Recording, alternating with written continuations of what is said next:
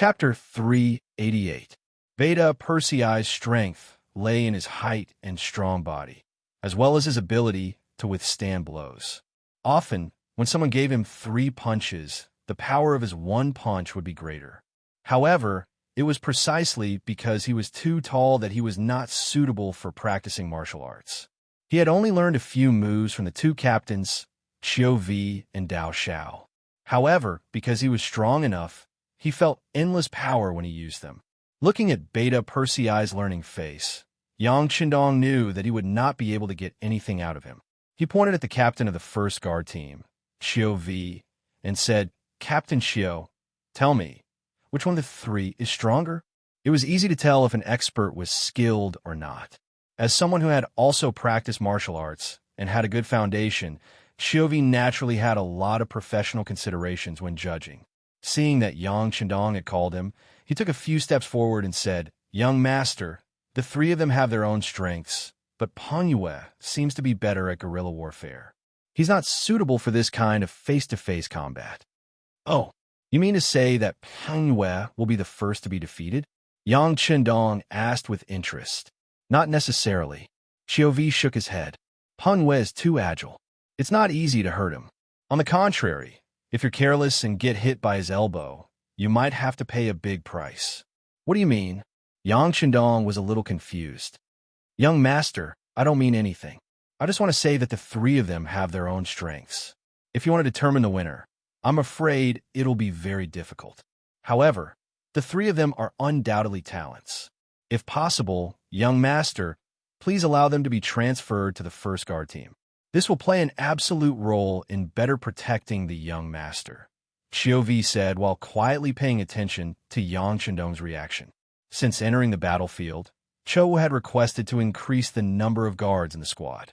After all, there were only 10 of them. Once they encountered danger, no one could guarantee their safety. This matter was also approved by Yang Qindong. A gentleman would not stand under a collapsing wall. He still understood this principle. When he heard that Qiu Vi wanted to take the opportunity to ask for him, he was stunned for a moment before he burst into laughter. "You're good, Qiu Vi. Are you waiting for this young master? Fine. Since that's the case, I'll see what they think later. If they're willing, I can take them in. But as usual, I still have to investigate their identities. Of course, if they don't want to, we can't force them." Yang Qindong's words meant that he agreed. Just like the investigation of identity, this was originally a very important matter. Protecting Yang Qindong's safety was the most important issue in the entire Yang family army. Of course, they couldn't be careless, and they couldn't allow unreliable people to exist. As for whether they were willing to stay by Yang Qindong's side as guards, no one would be able to resist such a temptation. The 3 of them were still fighting, and had already lasted for an incense stick's worth of time. It could be seen that the 3 of them were sweating profusely, and their breathing was unstable. This kind of fight was the most exhausting. After all, the difference in strength was so great that it was possible to make a big mistake if one wasn't careful. This kind of physical strength and mental strength required a high degree of concentration, and it was also the most exhausting.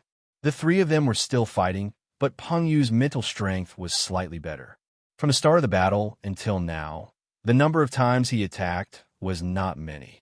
He relied on his nimble movements to dodge, which allowed him to maintain enough physical strength. At least compared to the other 2 who were sweating profusely, his situation was much better. It was precisely because Peng Yu's condition was the best that when he was hit by Ba Dao River's punch, he hurriedly retreated 4 or 5 steps, then fell to the ground with a plop. This caused everyone, including Yang Qindong, to be puzzled. After being hit to the ground, Peng Yu's mental strength seemed to have completely dissipated at this moment. "I lost. How is that possible? He was in good condition just now."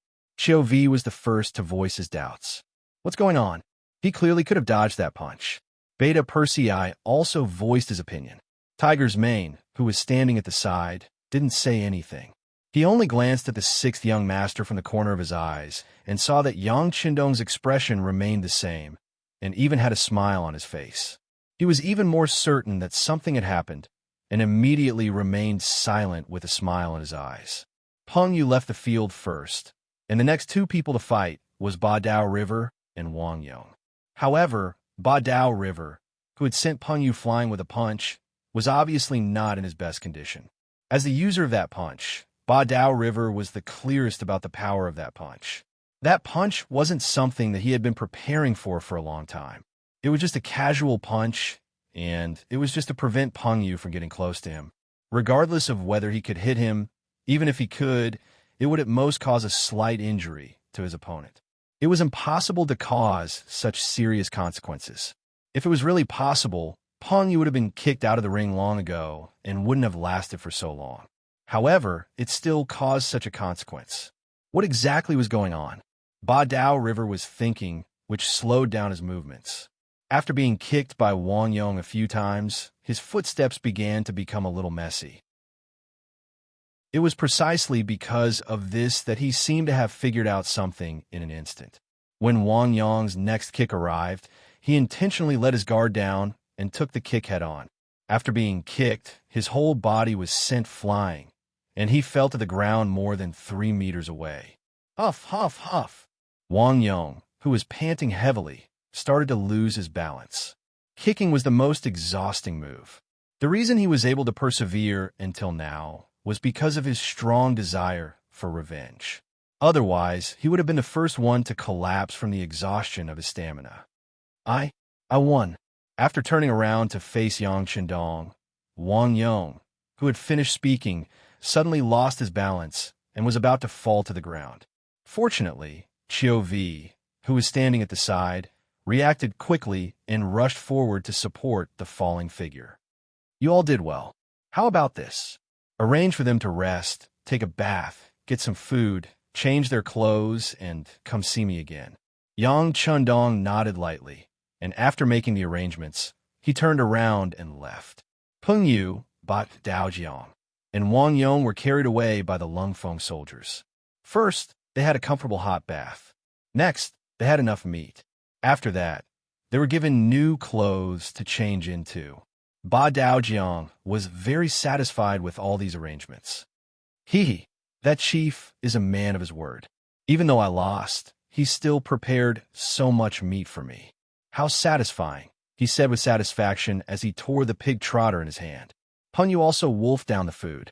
After becoming a Lung Feng soldier, the standard of food was naturally better than normal auxiliary soldiers and temporary auxiliary soldiers. However, after that fight, he had exhausted a lot of his stamina, and now was the time to replenish his nutrients. On the other hand, Wang Yong did not speak while eating. He seemed to be thinking about whether he would be able to meet the general here and whether he could avenge his family. After the meal, Qiu Vi appeared. He looked at the three of them and said, "Let's go. The chief wants to see you." In the largest tent in the Yang family army, Yang Chendong had just finished his dinner when Qiu Vi walked in with the three of them. As soon as they entered the tent, Peng Yu knelt on the ground. "Greetings, sixth young master. I am Peng Yu." Yang Chendong smiled and nodded. "Greetings, sixth young master." Ba Dao Jiang hesitated for a moment before kneeling on the ground as well. With his personality, there were not many people who could make him kneel on both knees. However, just now, the other party had fulfilled his promise. He had eaten more than half a pig's head and 2 more pig trotters. Based on the other party's promise, it was not wrong for him to kneel on the ground once. After the two of them knelt, only Wang Yong was left. He raised his head and looked at Yang Chendong. "Sixth young master, right? Since I won the competition, can I meet the general here? How dare you? Why aren't you kneeling when you see the sixth young master?" Tiger's Mane and Beta Persei saw that Wang Yong did not kneel and even dared to question the young master. They were not going to be polite and immediately shouted at him. Qiu Vi and Dao Xiao, the captain of the second guard squad, were even more direct. They came to Wang Yong's left and right side. It looked like they were going to force him to kneel. I knew you guys wouldn't keep your word." Seeing that more people were about to surround him, Wang Yong coldly snorted. Then he spun his body and kicked Chou Wu and Dao Xiao with his 2 legs in a spinning manner. "Kid, come down." Facing this kick, the 2 guard captains were not anxious at all. They stretched out their arms at the same time and caught him firmly. Wang Yong was caught off guard and fell to the ground with a thud. This was the first time in all these years that his legs had been restrained by someone in a single move. Perhaps it was because he was careless, or perhaps it was because he had not fully recovered from the previous battle. However, it was more proof of Qiu Vi and Dao Zhao's strength. If it were anyone else, they would not have been able to do this even if they tried their best. With a plop, he fell to the ground. His new clothes were also dirty. Even his face was covered in dust. However, this did not make Wang Yong yield. He raised his head and asked Yang Qindong in a questioning tone. You didn't keep your word. How did the young master not keep his word? Yang Qindong had a calm smile on his face. He waved his hand casually and Qiu Vi and Dao Xiao released their hands, allowing Wang Yong to regain his freedom. After regaining his freedom, Wang Yong stood up and said angrily, You said that if I won, you would bring me to see the general here. That's right. I already let you see him. Yang Qindong interrupted him with a smile. See him? Where? Wang Yong looked around suspiciously, but did not find anyone who looked like a general. Chapter 389. They're everywhere. Yang Qindong chuckled and leaned back in his chair. Then he pointed at Tiger's Mane, Beta Persei, Qiu Vi, and Dao Xiao, and said, They're all generals, and they're generals who can lead thousands of troops in the future. It's just that you don't know them. Are you kidding me? As if he had just reacted, Wang Yong's gaze swept across these people, and he spoke with an even angrier voice. No one is kidding you, and you're not worthy of our teasing. All right, since you want to see the general, you must have something to say. Just say it now. You don't have to worry about whether or not he's a general. The most important thing is that we can help you with your matter. Don't you think so? Yang Qindong asked gently, and his gaze towards Wang Yong carried a hint of a soul-stirring aura, as if his thoughts were seen through, or as if he knew that there was nothing else he could do. He simply said, All right, if that's the case, I'll say it. I want to see the general here, because I'm Wang Yong of the Wang family, and I've lived in Zhaoqing Prefecture for a long time. However, because of the appearance of the Huang bandit army, especially Cheng Yuan, who coveted my Wang family's wealth and beauty, he actually destroyed my Wang family. Now that I heard that he was captured by you, I want to see him and personally avenge my family's destruction. That's all. After finally stating his request, Wang Yong felt a lot more relaxed. When he looked at Yang Qindong, he actually felt a sense of relief. All right, now you can take me to see the general here, or you can chase me out. Of course, you can also kill me. It's up to you. After hearing Wang Yong's request, Yang Qindong's gaze froze, then he looked at Tiger's Mane. Tiger's Mane immediately understood what Yang Qindong meant. He nodded lightly, then turned around and walked out of the tent. Obviously, he wanted to investigate the truth of this matter. After Tiger's Mane left, Yang Qindong looked at Wang Yong and said, We won't kill you. As long as what you said is true, this young master will allow you to take revenge. Don't be impatient. After speaking to Wang Yong, Yang Qindong looked at Peng Yu and Ba Dao Jiang and said, The two of you have good martial arts and kind hearts. You know how to help others. Am I right, young master? Peng Yu was stunned for a moment before he said guiltily, Sixth young master. You saw through it? Haha, you saw through it. Ba Dao Jiang scratched his head embarrassedly. He had only joined for a short time, so he didn't know what the title Sixth Young Master meant. However, when he saw that Peng Yu, a member of Lung Feng, respected Yang Qindong so much, he didn't dare to look down on him. Of course I saw through it. Otherwise, it would be hard to tell who would win. However, since you're helping him, I won't hold it against you. Stand up first. Yang Qindong said to the two of them with a smile. Peng Yu and Ba Dao Jiang stood up embarrassedly. Yang Qindong suddenly said, By the way, this young master wants you to stay by my side and become my guards. Are you willing to join the first guard team? Peng Yu had just stood up, but when he heard this, he was shocked. When he saw the serious expression on Yang Qindong's face, he knew that it was true. He immediately knelt on the ground again. Peng Yu is willing. Peng Yu is willing.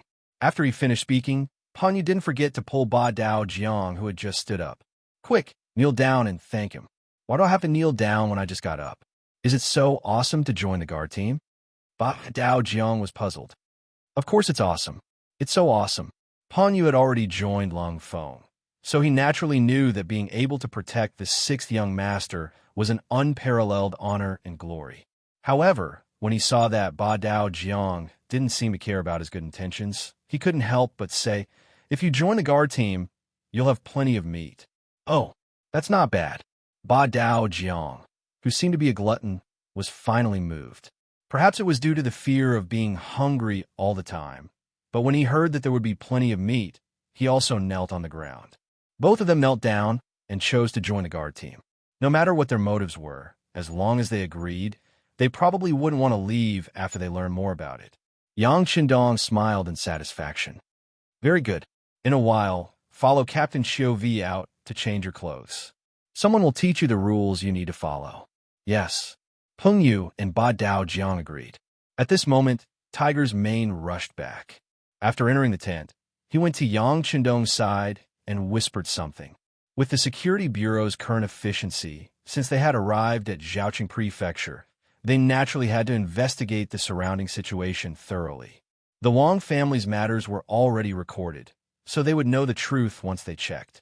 The authenticity of Wang Yang's identity would naturally be revealed. Bring him in. After listening to Tiger's mane's report, Yang Qindong knew that Wang Yang's name was indeed there, but he wasn't the person in front of him. The Security Bureau found someone from Zhaoqing Prefecture who knew Wang Yang, so he nodded and agreed to bring him in. Tiger's mane agreed and clapped his hands twice. Immediately, the tent door opened from the outside, and an old man in coarse clothes walked in. Once he entered the tent, he knelt on the ground. Your humble servant Lu San greets the masters. The old man obviously hadn't seen much of the world, so he trembled the moment he entered the tent. As soon as he entered the tent, Wang Yang's eyes widened. Old Lu, why are you here? Hearing this familiar voice, Lu San raised his head and was startled when he saw Wang Yang. He then said, Young Master Wang, why are you here? Wasn't the entire Wang family killed by the Yellow Bandits? I wasn't at home at the time, so I avoided disaster. Wang Yang said with tears streaming down his face. Lu San was someone from the same street as them, so he was a neighbor who had watched him grow up. Of course, they knew each other. With Lu San as a witness, Wang Yang's identity couldn't be faked. Yang Qindong nodded at Tiger's mane, and Lu San was brought out. The tent quickly became quiet again. Let's go and find Cheng Yuan. Yang Qindong got up and left. Beta Persei and the others followed him out of the tent. When they walked to Wang Yang, who was still standing there, the captain of the first guard team, Xiu Vi, reached out and pulled him. Let's go and avenge you. Wang Yang was still in a confused state when he was pulled out of the tent. In Wang Yang's eyes, Yang Qindong was so young, even younger than himself. How could such a person be a general? Even if he relied on his family to get an official position, he probably wouldn't have any real position. In his impression, the officials of the great Ming dynasty were mostly old men, and the worst were middle-aged men. Could this young man do it? Wang Yang was still thinking about whether or not he could. In the military camp, Battalion Commander Chun Bo had already gathered a company of Coal Vanguard soldiers and followed Yang Qindong out of the military camp. Wang Yang vaguely heard someone say something. Commander Luo, the military camp should be loose on the outside and tight on the inside. If anything happens, act accordingly. Yang Qindong wanted to capture Cheng Yuan and hand him over to Wang Yang to execute him on the spot. The idea was good, but the method was indeed against the rules. Since the person had already been handed over, the battle report to be sent to the capital should have already been written. If that was the case, then no matter what he did now, it would be considered a private action and a form of provocation. In the face of provocation, no matter what Guan Ying and Ma Wei did in response, it wouldn't be considered excessive. Yang Qindong was very clear on this point. It was because he was clear that he needed to make certain preparations. Although he didn't think that the other party would fall out with him because of this matter, it was better to be prepared. The mighty group of more than 100 people walked out of the military camp. Soon after, the mercenary camp closed. As for what would happen inside, outsiders probably wouldn't know. Riding tall horses, Yang Qindong and his group arrived at Zhaoqing City. Because the sky was already dark, the city gates were tightly shut. Only a few southern Ming soldiers holding torches could be seen. When they saw a group of people approaching from a distance, the soldiers guarding the city became nervous. While they were still far away, they had already drawn their bows and were ready to shoot at any moment. It wasn't until the group got closer and the uniforms of the mercenaries appeared in front of them that the soldiers guarding the city finally relaxed. However, they still didn't open the city gates. Instead, they asked in a loud voice, "May I ask what the mercenary brothers are doing here? Please open the city gates. The Imperial Envoy has important matters to attend to." Battalion Commander Chun Bo, who was in charge of calling the city gates, said as he raised the king's command banner in his hand that represented the Imperial Envoy. This was the Imperial Envoy token that the Minister of War, Kuang Yi, had given to Yang Qindong on behalf of Ingzong. The Imperial Envoy represented the Emperor on an inspection tour. When they were outside, they naturally had a powerful side. This king's command banner was a symbol. When the king's command banner appeared, the Baihu guarding the city saw it and quickly bowed respectfully. They all said, "Long live the Emperor." However, although they spoke beautifully, they still had no intention of opening the city gates. "I am truly sorry. It is already late. If the Imperial Envoy has important matters, please enter the city early tomorrow morning." "What if I insist on entering the city? If you stop me, what if something happens? Can you take the blame?" Yang Qindong appeared on horseback under the light of a torch. When his dignified gaze swept over the city gate tower, the southern Ming Baihu felt a chill from head to toe. He couldn't help but tremble all over. After experiencing 2 battles, the Imperial Envoy's name was like a killing god in the hearts of the southern Ming soldiers who followed him. If it was just a name to scare people, perhaps they could use the reason that it was too dark to refuse. However, when the real person appeared, all excuses were clearly weak. "So it is the Imperial Envoy who has personally come. I will open the gates. Open the gates. Come, open the gates." Chapter 390. Yang Qindong had only appeared and said a few words, but the city gates that should not have been opened completely opened. This scene was seen by Peng Yu and Ba Daojiang, who were accompanying them, and a sense of pride arose spontaneously. Wang Yong also saw this scene, and his heart was greatly shaken. He had a deeper understanding of Yang Qindong. This young man really did have some ability. The city gates opened wide, and Yang Qindong and his group entered the city. There were already people leading the way to the prison in the city, where Cheng Yuan was being held. The prison was not too far from the city gates. In less than the time it took to drink a cup of tea, they arrived here. When they arrived here, there were 2 groups of torches rapidly approaching. Yang Qindong arrived first, and from a distance, he could already see the torches approaching. However, he did not give them a second glance. Instead, he nodded to Chunbo in front of him, and then the 2 rows of soldiers charged into the prison. The southern Ming soldiers in charge of security and guarding did not even understand what was going on before they were pressed to the ground.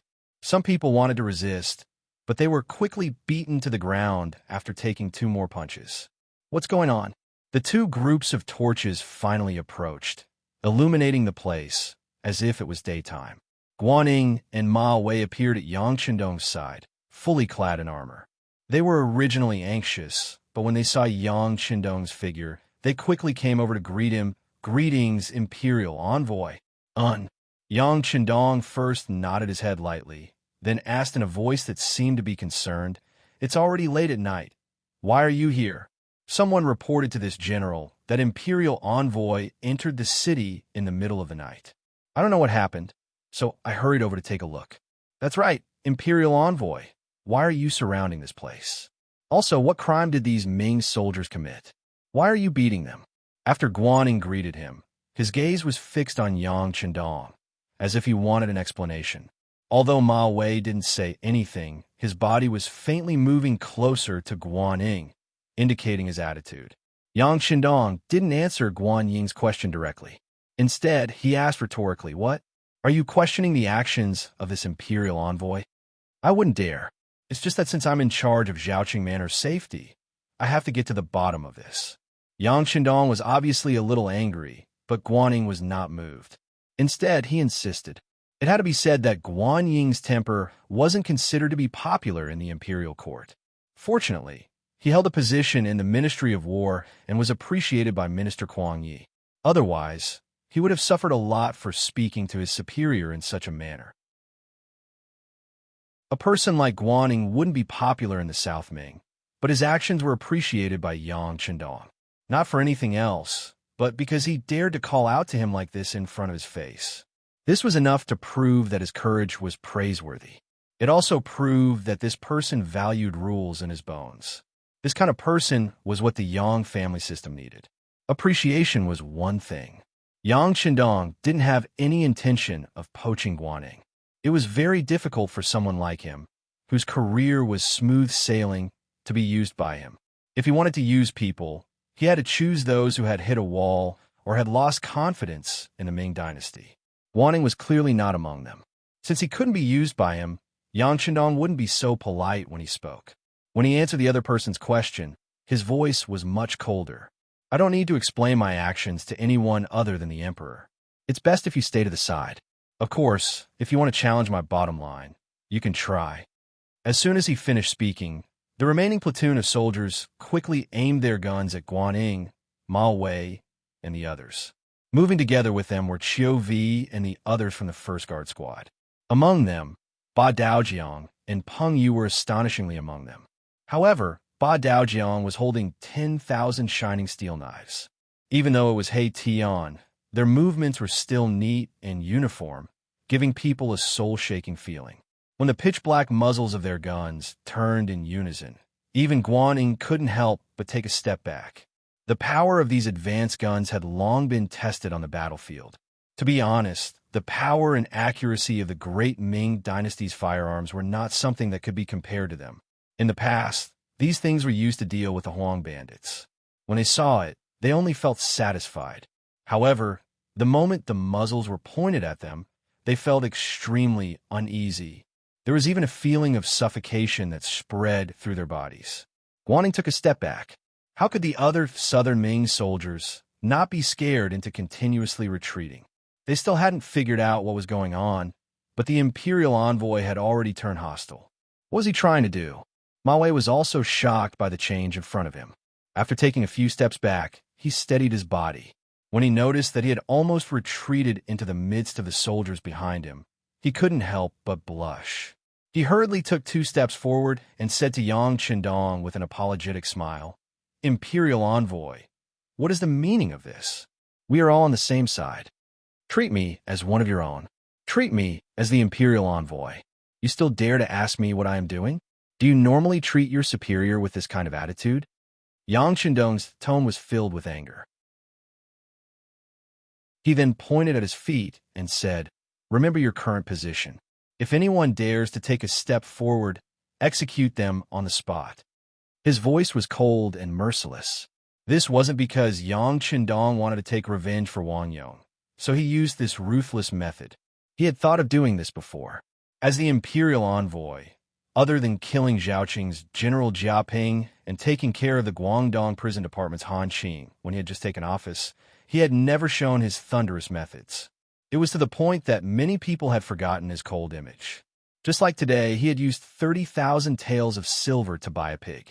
According to the Bureau of Security's secret report, the price was actually 30% higher than the market price.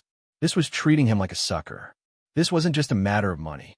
It was a lack of basic respect. In view of this, he had to intimidate people. He could take advantage of this opportunity to take revenge on the other side. It could also be considered a wake-up call for them. The imperial envoy had threatened to kill anyone who crossed the line. Regardless of whether it was Guanying or Ma Wei, their expressions became ugly. No matter what, Zhaoqing was still southern Ming territory. Although the city was taken down by them, they had given them enough benefits as discussed before. Since it was like this, what right did they have to order them around as the owner? Wasn't this going too far? At this moment, no matter if it was Guanying or Ma Wei, both had a sullen expression on their faces. The soldiers beside them also felt the anger of the general. One by one, they involuntarily placed their hands on their waists, where there was a saber. Suddenly, an austere atmosphere filled the air. It was also at this time that the originally friendly relationship between everyone began to change. Yang Qindong, who had experienced, who knew how many life and death situations, was naturally especially sensitive to this kind of murderous aura. It wasn't just him. Even Lung Feng and the members of the small guard squad all gripped the 95 style tightly in their hands. It was as if they were waiting for an order to start a massacre. If they really fought at such a close distance, it was basically impossible for Lung Feng to come out unscathed. However, the final victor would undoubtedly be Lung Feng. The advantage of modern weapons against cold weapons was still very obvious. Yang Qindong obviously understood this point. However, he was even more clear that now was not the time to truly turn hostile. Putting aside the fact that his two wives were still in the capital of Baiming and some of his businesses were still developing there, if they really fought, even if he could kill Ma Wei and Guaning, what was the use? These people had no enmity with him. There was no benefit in killing them, only harm. He wasn't willing to do such a loss-making business. He was very clear on this point. Seeing that swords were drawn and bows bent, Yang Qindong suddenly spoke. What? Did you eat too much pork and want to move your body a little? Oh. Once these words were spoken, General Ma Wei's originally angry face suddenly flushed red. However, his anger had disappeared. Others might not understand the meaning of these words, but he was very clear. This time, he was in charge of helping the mercenaries buy live pigs. Out of his habit of taking advantage of opportunities, he more or less deducted a little, about 7,000 to 8,000 taels. This was because of his habit, and also because he was envious of the mercenaries' gains. Why should they get all the benefits after entering the city, and he get nothing? You guys get the meat, no matter what, we get the soup. Therefore, when he knew that the mercenaries needed a large number of live pigs, he had an idea. He acted first and reported later, so he deducted a certain amount of commission and benefits. He originally thought that the matter was done covertly. However, Yang Qindong had always been very careful. He was afraid that someone would do something to the food, so he had arranged for Yang San to have the Security Bureau secretly keep an eye on it. He didn't expect that the inside story would be uncovered. Now that Yang Qindong had exposed the matter in front of everyone, Ma Wei's face turned red, and he felt a little lacking in confidence. At this moment, his expression also changed very quickly. Ha ha, ha, it must be a misunderstanding. Quickly stand properly and retreat. Really, we know that the Imperial envoy is doing something. We should cooperate. The sudden change stunned the other soldiers. However, since the general had spoken, they didn't dare to disobey. One by one, they put the swords that they were about to pull out back into the sheath. Then, they retreated a few steps, maintaining a safe distance. This change made Guaning very puzzled. He couldn't understand why Ma Wei suddenly changed his attitude. However, before he could ask anything, his body was already pulled back a few steps by Ma Wei. It was also at this time that there was movement from inside the prison. Dozens of soldiers carried an injured man out. Chapter 391. Even though the sky was dark, Guaning could still recognize this person with the help of a torch. It was the bandit leader of the Huang bandit army, Cheng Yuan, who guarded Zhaoqing Manor. He immediately cried out, "This is Cheng Yuan, one of the leaders of the Huang bandit army. The memorial regarding him has already been reported to the imperial court. He will be escorted into the capital tomorrow. Why did you bring him out? Did you see clearly? Is that Cheng Yuan?" Yang Qindong ignored Guan Ying's cries and asked Wang Yong, who was staring at him with bloodshot eyes. "Yes, that's him. I would recognize him even if he turned into ashes," Wang Yong said with certainty. In reality, Cheng Yuan was captured by Chun Bo and Lung Feng. Naturally, Wang Yong would know his true appearance. Yang Qindong's question was only to confirm further. Knowing that this person was Cheng Yuan, he nodded and said, "All right, bring him back to the camp." With that, Yang Qindong turned his head and glared fiercely at Ma Wei and Guaning. Then, he led the troops away without a word. "Why did you bring Cheng Yuan away?" stopped them quickly. Seeing that his merit was about to be taken away, Guaning naturally had a look of indignation on his face as he shouted loudly once again. General Guan, bear with it. We are no match for them. Ma Wei, on the other hand, was calm and collected. He stretched out his hand and pulled Ma Wei hard, not letting him run around. Seeing the figures of Yang Qindong's troops slowly disappear into the night, Ma Wei finally let go of Guan Ying's hands. As soon as he let go, Guaning shouted at him angrily, "General Ma, what are you doing? Do you know that the criminal of the imperial court was taken away under our noses?" Of course, this general has seen it, but I have my own difficulties." Ma Wei replied with a helpless look. "Difficulties? What difficulties?" Guaning asked with a puzzled expression and a face full of anger. He knew that if he couldn't explain things clearly, he wouldn't be able to get through this ordeal. With a guilty look, Ma Wei whispered the story of how he embezzled the money that the mercenaries used to buy the pork. What? After hearing what had happened, Guaning was naturally furious. He shouted in a roaring tone, "General Ma, you are really bold. How can you do such a thing?" "Sure." Ma Wei stuck out his index finger to cover his mouth and said in a pleading tone, "General Guan, there's no other way. If you want to lead soldiers, you have to give them some benefits. Otherwise, who would listen to you? Isn't that the only thing we can do?" "You?" At this moment, Guan Ying's face was filled with anger. He pointed at Ma Wei, not knowing what to say. In the end, they were on the same side. In the eyes of the imperial envoy, Ma Wei's action was probably also his own idea.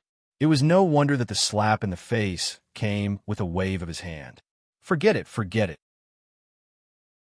In the end, he was in the wrong first. He couldn't blame others. Although Guaning was angry, he had no choice but to swallow the bitter fruit at this moment. Ma Wei saw that his emotions had stabilized and said in an insatiable tone, "General Guan, now that things have come to this, can we write a battle report and say that Cheng Yuan bit his tongue and committed suicide in prison?" "Absolutely not."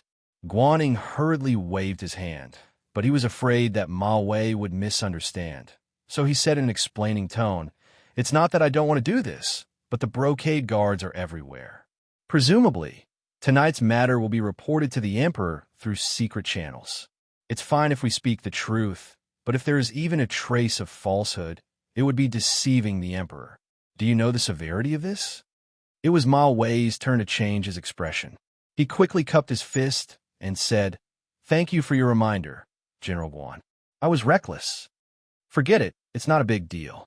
From the beginning of the battle, the National Treasury has never given enough food to the Guangdong Guards. The Emperor knows about this. I'm sure the Emperor, with his wisdom, can understand our actions." Guaning thought for a bit and still spoke his opinion. He was afraid that Ma Wei would have too many thoughts. On the battlefield, it was not a good thing for a general to have psychological pressure. "I hope so," Ma Wei said with a face that was praying for Buddha's protection. In reality, he was somewhat afraid. Fortunately, the silver this time was not for his own use. It was because the military was lacking in food. With his heart set on serving the country, he calmed down a lot. On the other side, Yang Qindong led his troops into the city to capture people and calmly retreated. Only after they left the city gates did the Lung Feng troops put away the guns in their hands with waning interest. To these Lung Feng, their hearts were filled with pride, and their strength was tyrannical. Even the Southern Ming army was nothing in their eyes. If the sixth young master gave the order, not only would they not be afraid, they would even be unusually excited to fight. This was the ability to use the hearts of an army. To become an invincible army, one must first have the mentality and courage to not fear the armies of the world. Now, it seemed that they had already done it. This courage infected every soldier. Even Peng Yu and Ba Daojiang, who had just joined the guard squad and had witnessed the entire process, were filled with excitement. This was especially so for Ba Daojiang. This could be said to be the first time he had seen someone who dared to make the Southern Ming army suffer. This scene left a deep impression on him and made him extremely curious about the Lung Feng troops. He was also proud that he was one of them. His first sense of belonging came from tonight's operation. Compared to the Huang bandit army that he had joined before, the Lung Feng troops were too strong, and the Southern Ming army was too weak. After joining such an army, even if someone wanted to chase him away, it would be very difficult for him to leave. Wang Yong also stood in the group. At this moment, he was staring at the bound Cheng Yuan. In his eyes, there was only this person. The scene of the Wang family's hundreds of people dying tragically appeared in his mind from time to time. At the entrance of the military camp, someone had already sent the news after Yang Chendong and the others had left the city. At this moment, the gates of the camp were wide open. Commander Luo Pa and political commissar Kong Jie had already led the soldiers to line up and wait. When they saw the sixth young master's figure approaching, the two of them stood at attention and saluted. "It's fine. Just arrange for people to be on guard. The other soldiers can go and rest." "All right. Hand Cheng Yuan over to Wang Yong for revenge." Yang Chendong rode into the military camp. Then, everything in the military camp fell silent again. After arranging for someone to give Wang Yong a military tent and sending the bound Cheng Yuan in, Yang Chendong did not bother about this matter anymore. Instead, he went directly to his own tent to rest. First Madame Hu Yin, third Madame Shui, and Miss Sumaner were all waiting here. When the two madams heard that Yang Chendong had left the military camp at night and that the entire military camp was under martial law, they were naturally worried. Sumaner saw that the two madams did not go to rest, so she did not go to sleep by herself. Besides, she was also very curious about what Yang Chendong was doing, so she also stayed. She had not been by Yang Chendong's side for a long time. Speaking of which, the two of them had not even had a chance to be alone. As a result, the sixth young master still gave her a mysterious feeling. Of course, Sumaner had tried different ways to ask Hu Yin and Madame Shui about this loyal and courageous duke. However, the two madams were very smart. They would say what they should and would not say anything more than what they should not. This made Yang Chendong even more mysterious. Tonight, the military camp was suddenly under martial law. Even outside the tent, where Yang Chendong usually chatted and ate with the madams, there were more guards. How could this change escape Sumaner's eyes? She carefully observed, and her heart was filled with shock. What does this young master want to do? Will he be in danger? That shouldn't be the case. Based on the confidence he displayed on the battlefield, I really don't know who could threaten him. He should be fine. When thinking of this, Sumaner herself did not know that she was already faintly worried about Yang Chendong. As for why she thought so, she was afraid that she could not figure it out for the time being. Sumaner did not stop all this until Yang Chendong returned to the military camp tent safely. Even when Yang Chendong's gaze casually swept over her, she blushed for a while. As people said, everyone loved beautiful women. How could a hero not be loved by beautiful women? Sixth young master is back. My husband is back. Hu Yin and Madame Shui stood up one after another. Their concern was completely expressed on their faces and words. Haha, I went out to do some small things. I made Yin and Shui worry. It's really my fault. How about this? In order to make up for it, both of you can stay here tonight. Haha. Yang Chendong's face was not serious at all. Instead, it was full of tenderness and sweetness. As soon as he said this, Hu Yin and Madame Shui in the tent both blushed and became hot. They were shy and happy. They were happy to have a husband who loved them so much. However, it was inevitable that they would feel embarrassed to say such words of love in front of so many people at the same time. This was not the future. On the street, there were people who courted and kissed in public. The onlookers would even give them their blessings. If all this happened at this time, it would only attract people's sidelong glances. It was normal for people to feel ashamed. Yang Chendong's action made the two madams very shy. Even the two madams' personal maids, Xiao Qing and Xiao Wei, blushed and lowered their heads. They were very embarrassed. Sumaner's face was even more embarrassed. At this time, her face was red and swollen, as if she had a fever. After hearing this, she did not even dare to raise her head. She just bowed and almost ran out of the tent with the help of her maid, Xiao Yun. Behind her came Yang Chendong's laughter.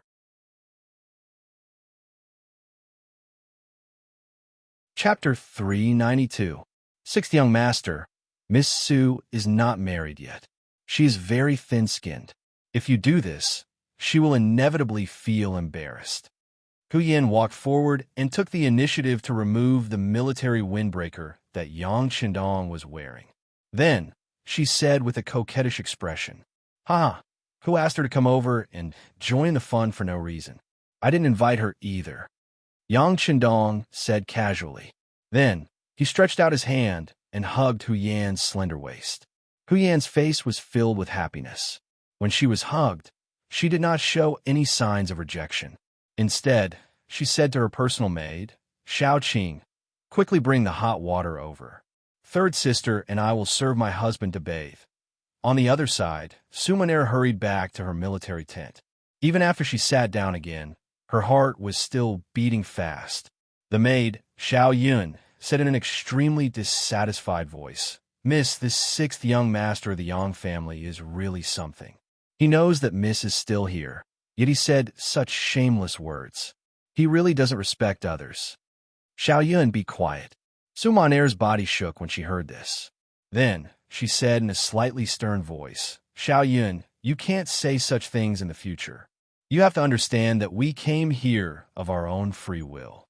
No one forced us. Do you know? If he insists on chasing us away because of your words and actions, then how will we achieve the goal of this trip?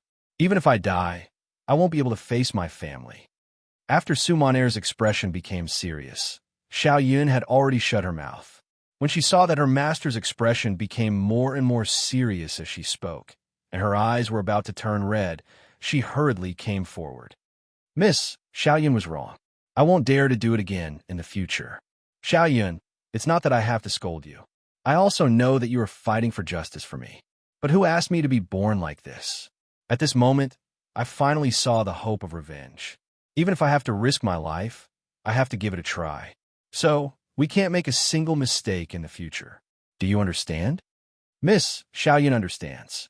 But do you really trust him that much? If we really do it, will he really fulfill his promise?" Xiao Yun nodded in agreement. At the same time, there was a trace of suspicion in her expression. Toward Xiao Yun's question, Sumaner was also unable to give the most correct answer. But in order to avenge her family, what else could she do other than choose to believe? Therefore, she could only nod and shake her head as she said, "I don't know either, but he shouldn't go back on his word. He wouldn't lie to me, right? Miss, let's hope so. Let's hope our sacrifice is worth it. All right, it's late. Miss, you should sleep first." Xiao Yun sighed in her heart. She didn't know if what Miss was doing was right or wrong, but there was one thing that was not wrong, and that was that she would definitely follow by Miss's side. Even in the face of death, she would not retreat half a step.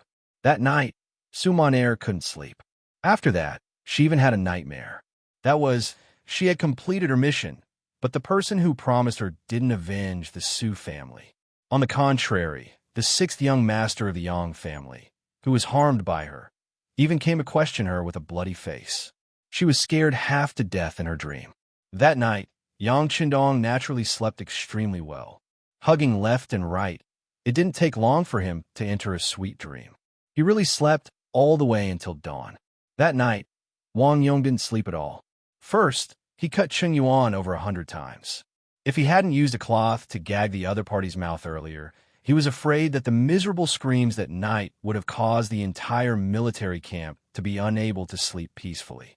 After killing Cheng Yuan, Wang Yong knelt in front of Yang Qindong's tent until dawn, until Yang Qindong came out for his morning exercise.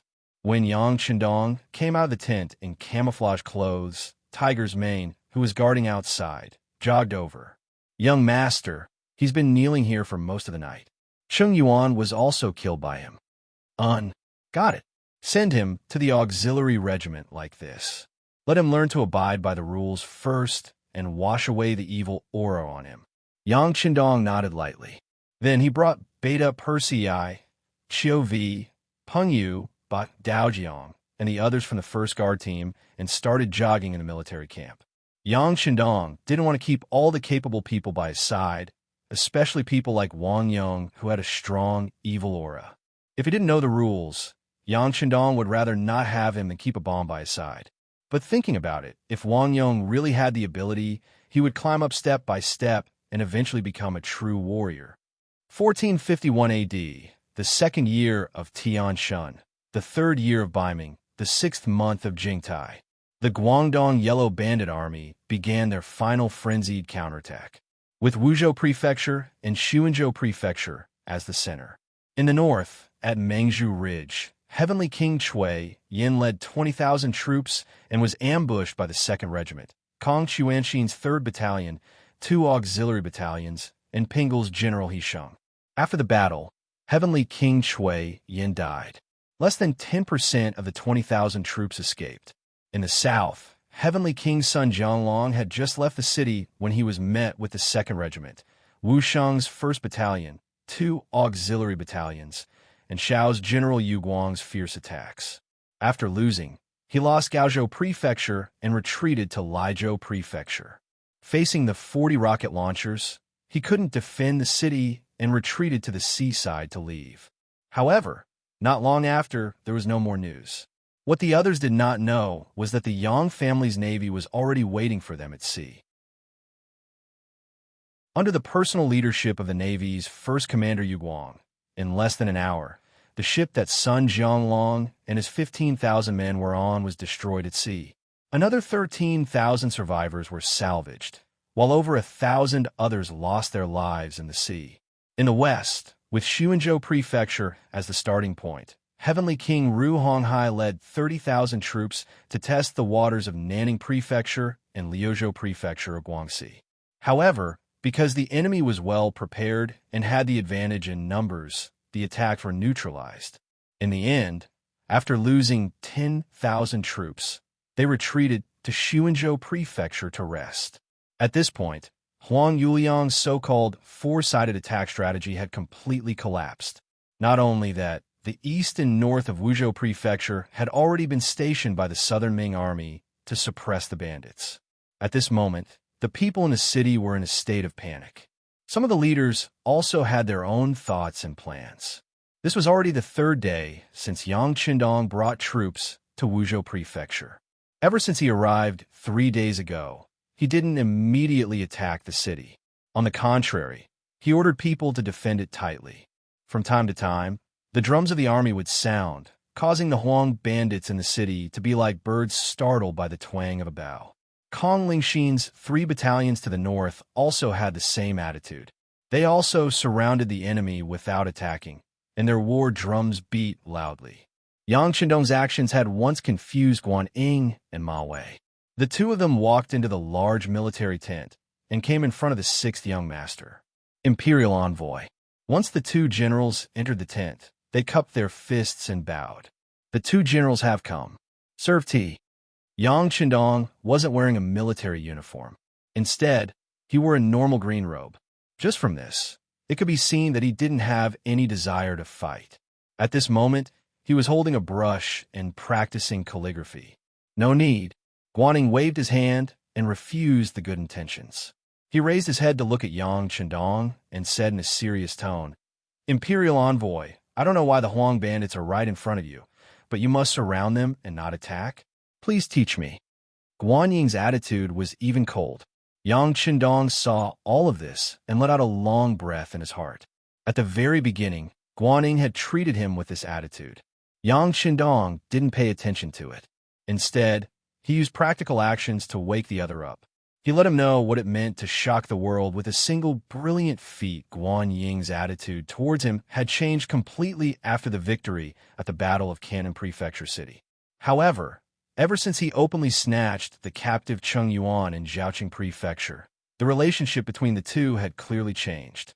They became much more unfamiliar. Now, he had directly come to question him. It could be seen that this person truly had a problem with him. At some point in time, Yang Qindong even had the thought of recruiting him for his own use. Guan Ying was indeed a talent. At least, he was much more pragmatic than some of the other Ming Dynasty generals. However, a general of the Southern Ming Dynasty was still a general of the Southern Ming Dynasty.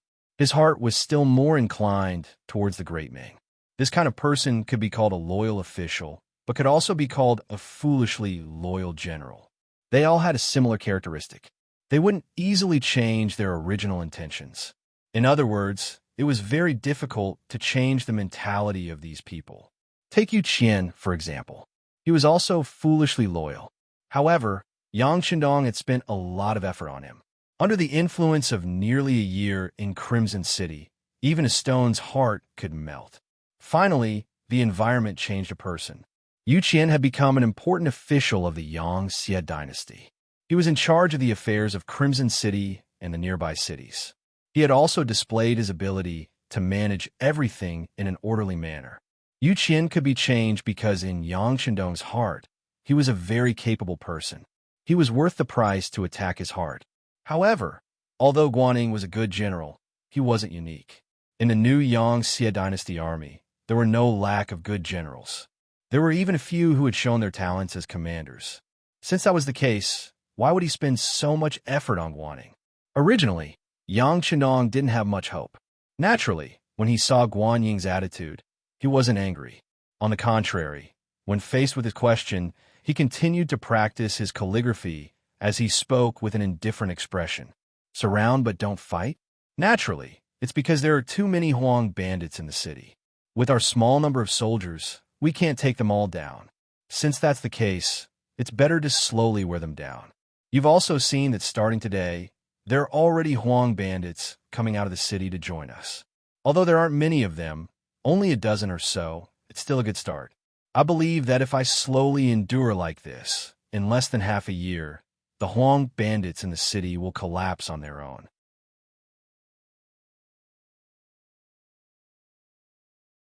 Chapter 393. What Yang Qindong said was an understatement, and the method was indeed appropriate. Based on what he said, the Huang bandit army would not all surrender in half a year. However, it would be much easier to attack the city at that time. However, how could Guanning wait for half a year? During the chaos in Yunnan, the Southern Ming army was forced to retreat step by step. The initial problem had become an existence that threatened the foundation of the country. In comparison, the Huang bandit army was not worth mentioning, especially as the heavenly kings were either destroyed or fled in defeat. They had long become an existence that was difficult to achieve. A real man standing in the world had to do something that shocked the world. Thus, although Guanning was still in Guangdong, his mind had long flown to the battlefield in Yunnan thousands of li away. He wanted to go there and show off his skills. However, if he wanted to go to Yunnan, the matter in Guangdong had to be resolved first. This was one of the main reasons why he had come to urge Yang Qindong. Wait, the imperial envoy can wait, but I cannot. Right now, the war in Yunnan is not going smoothly. The emperor and Minister Kuang are endlessly worried. They only hope that after resolving the matter of the Huang bandit army, they can use the power of the country to quell the chaos in Yunnan. So, I asked the imperial envoy to send troops. Standing there, Guanning once again cupped his fist and spoke. At this moment, he was no longer like a subordinate. Instead, he was like a superior giving orders. Guanying's words fell into Yang Qindong's ears. He had no choice but to stop writing and stand. He then looked straight ahead and said to Guanning, I have said that the Huang bandit army is powerful. Now is not the best time to attack the city. I will not say this a second time. Guanning, you may leave. He did not call him General Guan, and instead directly called him by his name. This already expressed Yang Qindong's anger. Ma Wei, who was accompanying Yang Qindong, saw that Yang Qindong was angry. He immediately winked at Guanning. It was clear that he didn't want him to continue talking. However, since Guanning had come with a determined heart, he would not back down because of one sentence. After hearing Yang Qindong's words, he shook his head. Fine. Since the imperial envoy does not think the time is right, I request to lead troops to attack the city. Please allow it. Approved. Yang Qindong agreed without hesitation. Since this person was determined to do so, he could not stop him. He would just fulfill his wish. He had not thought that Yang Qindong would agree so readily. Guanning was first surprised, then his eyes showed gratitude. Thank you, Imperial Envoy. Guanning left, followed by Ma Wei. As soon as they left the tent, Tiger's Mane, who was standing at the side, was puzzled. Young master, Why did you agree to his request? He's a good general, and he's smart. This young master is just helping him. I hope he can be a good opponent in the future. After saying that, Yang Qindong lowered his head and continued to practice his calligraphy, leaving Tiger's Mane standing there at a loss. Tiger's Mane could feel that there was a hidden meaning in the young master's words, but he still needed to figure it out himself. But he really could not figure it out for a while, so his gaze fell on Beta Persei, who was standing on the other side. Feeling Tiger's Mane's gaze, Beta Persei dodged again and again, turning a blind eye. It was not for any other reason, but because he also could not understand the hidden meaning in the young master's words. For him, there was no need to worry about these complicated things. He only needed to protect the young master's safety. As for Tiger's Mane, if he wanted to think about it, then he could think about it. If he wanted to have a headache, then he could. Seeing that Beta Persei did not look at him, Tiger's Mane secretly scolded him for being an idiot, but then he also laughed. He could not figure out himself, so how could he not be an idiot? Not long after Guan Ying and Ma Wei had walked out of the tent, the latter asked in confusion, "General Guan, why are you so aggressive? The imperial envoy is not to be trifled with." "Of course, I know he is not to be trifled with. I am just expressing my position." Guan Ying stood still and then let out a long breath, as if he was very relaxed. "Expressing your position?" Ma Wei's face was full of confusion. "Yes, expressing your position. General Ma is different from me. You are the commander of the Guangdong Guards, and Guangdong has just experienced war. I'm afraid you will need to stay here to guard for a while. After everything is settled, I will return to Jingdou. When the time comes, I will be rewarded. Under the glory, I will naturally be envied. It is inevitable that there will be villains who will slander the emperor. At this time, falling out with the imperial envoy is expressing my position. This way, I will not be suspected by others. This is one of the reasons. Although these few battles seem to be going smoothly, in reality, it is all due to the efforts of the imperial envoy and the mercenaries. We have always been dispensable existences. In order to prove ourselves, we need to fight a real battle. This is also where we have the opportunity to perform." Guan Ying spoke the thoughts in his heart completely because he knew Ma Wei would not be able to return to Jingdou to take up a post for a while. To people who could not threaten him, he could open up some of his heart. Of course, if he didn't make the matter clear, Ma Wei would probably not fully cooperate with him. This would also be very difficult for him to take down Wuzhou. This was also one of the important reasons. After being said like this, Ma Wei finally understood. After sighing in his heart about Guan Ying's careful thinking and long-term vision, he immediately expressed his position. "General Guan, since it is like this, I will fully cooperate in the attack on Wuzhou. We will fight however you want." "Good. I have already ordered people to make the scaling ladders and other items needed to attack the city. They should be ready in a day. At that time, we will attack the city with all our strength. The great merit will be right in front of us." Guan Ying wanted Ma Wei to say this, so he immediately spoke excitedly. "Good," Ma Wei said in a similarly excited tone. During the chaos in Guangdong this time, as the commander of the Guangdong Guard, he was not able to quell the bandits at the first moment. He was originally guilty. Now that he had the opportunity to take the blame, of course, he did not want to let it go. The two generals had the same goal. After returning to their tent, they began to prepare enthusiastically. A day later, when the wooden scaling ladders were completed, the attack on the city began. Within Wuzhou Prefecture City, in a large courtyard, a new signboard was hung high up. The two large words Zhu Manor were written on it. This was the manor of Zhu Fangyong, one of the leaders of the Huang bandit army. As a chess piece that Yang Qindong had placed in the Huang bandit army, Zhu Fangyong's performance was exceptional. After saving Huang Yuliang's life and losing 3 of the 4 heavenly kings, he had become one of young Master Huang's trusted aides. Of course, Zhu Fangyong was clear that Huang Yuliang was both wary of him and using him. Wary because of the other's nature. Using him was because there was no better general to choose from. Fortunately, Zhu Fangyong had never been of the same mind as Huang Yuliang. Thus, he was able to deal with this situation safely. As a trusted aide that Yang Chendong had placed here, he knew the direction of the situation better than anyone else in the city. He even had a rough guess of where the next step would be. Originally, everything was within his expectations. However, the Ming army suddenly attacked the city this morning. This was something that Zhu Fangyong could not understand. Based on the previous plan, they should first surround the city and wait for the morale of the city to fall into chaos before making their next move. However, why did they suddenly attack the city? Had there been a change in the plan? However, he should have been notified first. Just as Zhu Fangyong was feeling uneasy about the matter in front of him, the person in charge of communications, Lung Feng, finally appeared. The person who came was dressed as a farmer delivering vegetables.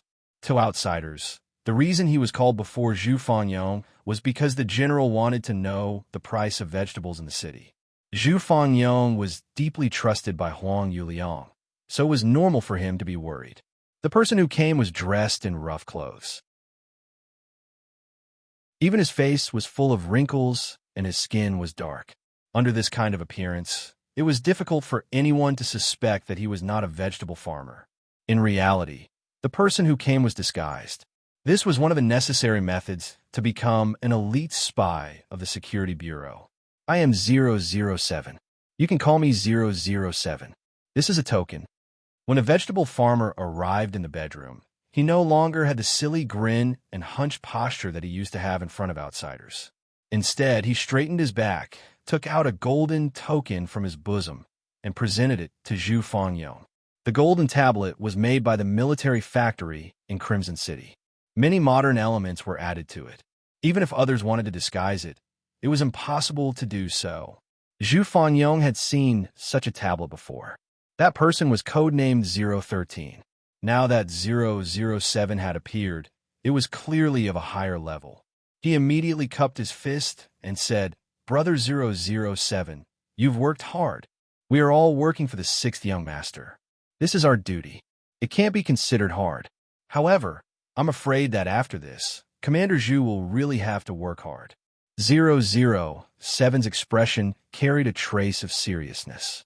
Following this, he explained the matter of the Ming army taking the initiative to attack, as well as the method the 6th young master had proposed to deal with it. The 6th young master's meaning is that the Ming army outside the city can be considered an elite division of the southern Ming Empire. If possible, it would be best to use the head of the Huang bandit army to exhaust them. Then, when the time is ripe, the next step of the plan can be carried out. 007 spoke as he took out a secret letter and handed it to Zhu Fangyong. "Commander Zhu, please open it on the spot and then burn it in front of me. This will allow this subordinate to return with an explanation." "Well said, well said." Zhu Fangyong knew that since 007 had said this, then the secret letter had to be burned. This was actually for his own good, to prevent any evidence from being left behind. Opening the secret letter, Yang Chendong's handwriting jumped into his eyes. When Zhu Fangyong saw the 6th young master's overall plan, he couldn't help but nod his head. Good, good. The 6th young master's plan is good. This commander will carry it out seriously. After speaking, the dense letter was burned into ashes. Another quarter of an hour passed, and the farmer walked out of the study with a fawning look on his face. In his hand was a piece of 5 taels of silver. His smile was so brilliant that the wrinkles on his face seemed to be able to squeeze a bunch of flies to death.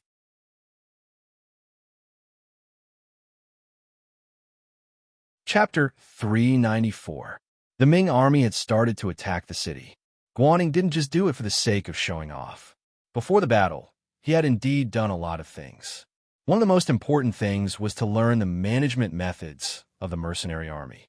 He recruited a lot of strong captives into the army and then took care of them.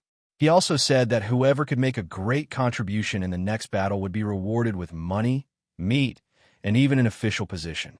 This was also Guan Ying's decision to make an exception. Normally, people who were guilty would not even be able to obtain the status of a good citizen. However, to be able to do well, he actually promised an official position and wealth. Just from this point, he had really put in a lot of effort. Not talking about the official position, just the fact that before entering the battlefield, he had given the attacking soldiers a full meal and provided them with enough meat was enough to make many people shed tears of gratitude. The ancients also paid attention to being a ghost with a full stomach before they died. Legend had it that when they went to the netherworld, they would not suffer too much. Now that they had eaten and drunk their fill, for some people, they had no regrets. Using them to attack the city was indeed shocking. Just the first wave of attack had allowed them to rush up to the top of the city tower of Wuzhou City. If Zhu Fanyong had not brought people over in time, this wave of attack might have broken through the city. Reality proved that as long as one used the right method, the morale of the army could be used. He called the original Huang bandit captives to the training grounds of the camp. With good wine and meat, General Guaning, whose face was filled with excitement, was planning the attack plan for the next day. Outside the camp, some of the rich people who were originally in the Wuzhou house brought good wine and meat to help the army. To them, there were too many immovable assets in the city. The earlier they took down the city, the earlier they could take back what belonged to them, and the earlier they could return to their normal lives. Within the mercenary camp, it was extremely quiet. Apart from a normal training of the soldiers, there was no other movement. Inside the large tent, it was not as peaceful as it seemed from the outside. Commander Luo Pa, Commander Lu Zhua, and the others were listening to the battle reports from the front lines, waiting for the latest orders from the 6th Young Master. Everyone was in the tent, listening attentively to the reports from the scouts they had sent out about the scene of the siege today. When they talked about how the Ming army had actively attacked the city, how the first wave of attacks had charged up the city tower without any hesitation, and how they had almost taken down Wuzhou City, everyone's face was filled with shock. Since when did the Ming army possess such powerful combat strength? In their eyes, the Ming army was just a bunch of weaklings. They could bully the common people, but when they really faced the bandits, they would probably reveal their cowardly nature. They're not real Ming soldiers. They were chosen from the remaining captives we picked up. Guaning imitated us. After providing them with a few meals, he promised them that they would be promoted and become rich after the siege. Yang Qindong saw that everyone was discussing fervently below, with faces filled with disbelief. Thus, he explained the real reason. After saying all this, Yang Qindong's gaze swept across the crowd and continued. Reality has proven that arrogance will definitely lead to mistakes. Luckily, this time the Ming army was dealing with the yellow bandits. What if they were targeting us? If we were arrogant, wouldn't we be at a disadvantage? Facing Yang Qindong's question, the officers first looked at each other. Then the commander of the auxiliary troops, Lu Zhua, stood out and said, "Sixth Young Master, we have the most advanced firearms in the world. Even if they were to come, we would not be afraid of them. We will definitely wipe them all out." Yes, yes. The other officers also nodded their heads, clearly agreeing with this point of view. Yang Qindong, who was sitting at the head of the table, saw that the officers were still full of confidence and could not help but twitch the corner of his mouth. He said with a somewhat sarcastic tone, "Yes, we have the most advanced firearms in the world.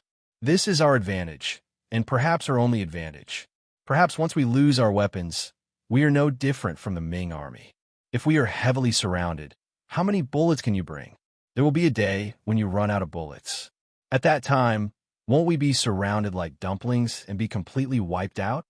At this moment, the officers were dumbfounded.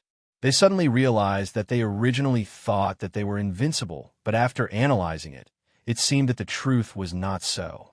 Therefore, we are not strong enough. If we want to become the strongest army in the world, it is not enough to just have advanced weapons.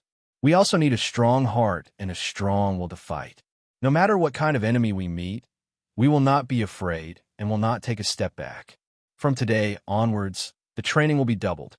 Other than firearms, everyone will also have to seriously practice the use of cold weapons and the 3-3 system. In short, no matter what, even if our soldiers are unarmed, they must have the confidence and certainty to defeat any enemy. Yang Qindong suddenly stood up and said with an incomparably sharp voice, "Yes." The officers below all stood up. The sixth young master had pointed out everyone's shortcomings, so they had to correct them. This was not as simple as following orders. At the crucial moment, a well-trained army would save their own lives. After having a unified order, the military camp began to get busy. Other than the necessary personnel on duty, the other members of the 1st Guard Squad went down to the various platoons to teach the soldiers close combat tactics. For example, Tiger's Mane, Chiu Vi, Ba, Daojiang, Ping Yu, and the others. Even Wang Yong, who had just joined the auxiliary soldiers, began to get busy. They all became instructor-like figures and began to walk into the military camp. They faced the normal soldiers and taught them the way of fighting. The Ming army and mercenaries were all hurrying their preparations. In the hall of the Wuzhou government yamen, the bandit leader Huang Yuliang was currently raging. He, who had gathered all the generals, first killed the general in charge of defending the city in front of everyone. Then, he rewarded Zhu Fangyong, who had provided assistance. Afterwards, his anger seemed to have subsided greatly. Sitting on the seat of the former Wuzhou Zhizhou, he looked at everyone and said, "You have to know that once the city gate is broken, we will all die, even if it is for your own safety. I ask that everyone do their best. I also ask that everyone follow General Zhu Fangyong's example." Yes, young Master Huang. The high-ranking officers and leaders standing below all agreed. However, there were only a few people who truly listened to these words. Even Huang Yuliang did not have much confidence in his heart. "You can all leave. Manage your brothers well, and be prepared to go up the city gate tower to fight at any time. General Zhu, stay." Waving his hand, Huang Yuliang had an expression of tiredness and irritation. "We will leave." After the other generals all cupped their fists and said this, they left in 2s and 3s. As they walked, they whispered something. It was clear that they were analyzing the situation in front of them. Some of them were probably even spreading words that were unfavorable to the bandit army. If this were in the past, no one would dare to do all of this. However, 2 of the 4 heavenly kings were dead, 1 was missing, and only 1 was left. In this situation, Huang Yuliang's control over the army was clearly not as good as before. At this moment, it seemed that he could only allow these people to casually say whatever they wanted. There was nothing he could do. Everyone left, leaving only Huang Yuliang, 2 guards, and Zhu Fangyong standing in the middle of the hall.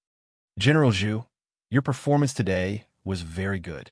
I am very satisfied." Huang Yuliang sighed as he looked at Zhu Fangyong, who was still able to organize a military force to fight against the Ming dynasty in this chaotic world and emerge victorious. This is all due to young master's good fortune. This general does not dare to claim credit. Zhu Fangyong did not forget to flatter Huang Yuliang. "Ha, good. General Zhu is still the most loyal. This young master can rest assured when doing things." Huang Yuliang, who was extremely comfortable with this flattery, laughed heartily. Soon after, his tone changed. "General Zhu, this young master intends to hand over the task of guarding the city to you. How confident are you?" Zhu Fangyong, who was asked this question, was stunned at first, as if he was not mentally prepared. Then he half knelt and said, "Many thanks to young master for thinking so highly of me. Even if you hand over the defense of the city to me, I will do my best." In Huang Yuliang's eyes, Zhu Fangyong's words of loyalty naturally made him happy. However, what he valued more was how confident Zhu Fangyong was in defending the city. Thus, he asked again, "General Zhu, you still haven't said. If I hand over the defense of Wuzhou to you, will you be able to defend it?"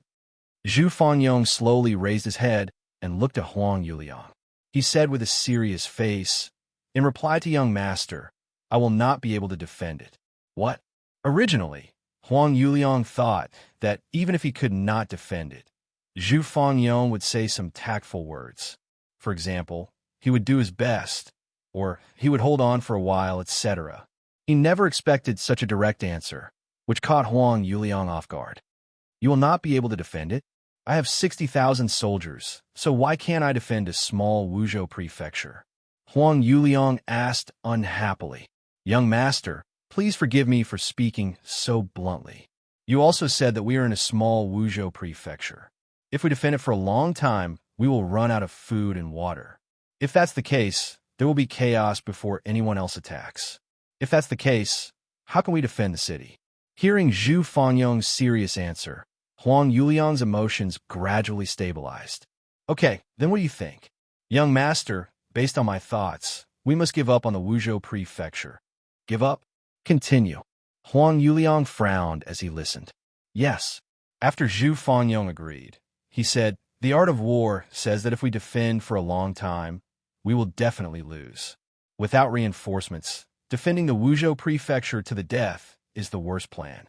There might even be no hope. Why not give up on this place and find a new place to settle down? It's like arranging for Ru Honghai to find a new place to settle down and develop.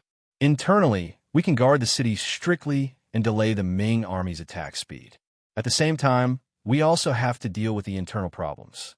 This humble general is not talented, but I have arranged for some people to do some investigations. I found that some generals have long wanted to join the Ming army.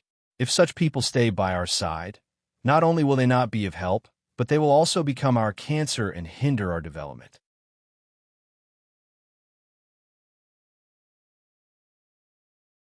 Chapter 395. Zhu Fangyong spoke with fervor and assurance, and Huang Yuliang listened very seriously. He only stopped talking after the time it took for a stick of incense to burn. Then he stared ahead without blinking, waiting for his young master to make the final decision. From Zhu Fangyong's words, Huang Yuliang knew that Zhu Fangyong had put in a lot of effort. At least, he had carefully considered their escape route. More importantly, Zhu Fangyong's words were clear and logical, and he had a plan for how to proceed step by step. This made Huang Yuliang very confident.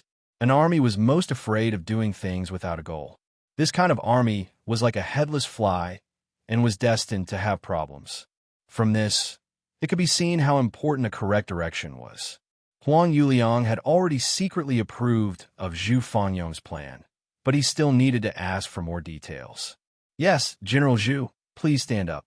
You said that you could let Heavenly King Ru find a new location, but do you have a plan? In reply to young master, I do have a plan. If possible, we can let Heavenly King Ru lead the army to the vicinity of Gaozhou Prefecture. The place is vast and sparsely populated, and the territory is large. There aren't any important towns around it, so it's beneficial for us to move around there. Once the time is right, we can raise our flag again and gather a powerful army. Zhu Fangyong, who was already prepared, explained the plan in one breath. Gaozhou Prefecture? Hearing this location, Huang Yuliang hurriedly searched for it on the map. Then, he said with a suspicious expression, isn't there also a Ming army in Gaozhou Prefecture? Previously, Heavenly King Sun Jianglong's army was defeated there. That's right, it's there. However, just like young master said, if you didn't expect us to go there, then the Ming army would be even more surprised. Taking them by surprise is in accordance with the art of war. We will have a chance to appear there when they least expect it. It's precisely because it's not far from the sea that we can escape into the sea if things go wrong. This way, the southern Ming army, which has already restricted the sea, can't do anything to us. When that time comes, we'll be like fish in the sea. Zhu Fangyong nodded heavily with a confident expression. Take them by surprise, take them by surprise. Huang Yuliang muttered to himself. Then, as if he had made up his mind, he slammed his fist on the desk. All right, let's take them by surprise and kill our way out. How about this? General Zhu's suggestion just now will be approved by this young master. I'll leave the matter of city defense to you. You will also be in charge of those disloyal generals. At the same time, you will also arrange for Heavenly King Ru to secretly attack Gao Prefecture. I hope you won't disappoint me. Otherwise, you know the consequences. The reason he said that he would not be disappointed was because the failure of Zhu Fangyong's policy of attacking everywhere had not only caused the strength of the Yellow Bandit army to shrink greatly, it had also implicated Sun Jianglong and Cui Yin, the two heavenly kings, to die in battle or disappear. This time, he listened to Zhu Fanyong's plan. If something went wrong again, then he would have to doubt Zhu Fanyong's intention. How intelligent was Zhu Fanyong? He naturally understood the hidden meaning in Huang Yuliang's words. He immediately cupped his fist and said, "I'm willing to guarantee with my life that as long as Heavenly King Ru is careful, once you suddenly appear in front of Gao Prefecture City, no one will be able to stop you." All right. Then this young master will take advantage of General Zhu's auspicious words. Huang Yuliang's laughter rang out in the hall. He seemed to be in a good mood at this moment. Huang Yuliang trusted Zhu Fanyong again. Even though he knew that there were risks in doing so, he didn't have any better methods to deal with the current situation. Thus, he might as well give it another try. Of course, he didn't completely trust Zhu Fanyong. He still arranged for a group of personal guards to follow Zhu Fanyong and watch his every move. If they discovered that Zhu Fanyong was doing anything improper, they would probably raise their blades and cut off his head. Zhu Fanyong didn't show any signs of resentment towards the fact that someone was watching him. On the contrary, he even entertained these people with good food and drinks. Furthermore, he would bring them along whenever he did something. He acted as if he was innocent and wasn't afraid of being investigated. After gaining Huang Yuliang's trust on the surface, Zhu Fanyong started to do things boldly. First, he captured some of the generals in the Huang bandit army who weren't ready to fight. Then, he stripped them of their military power and made them his subordinates.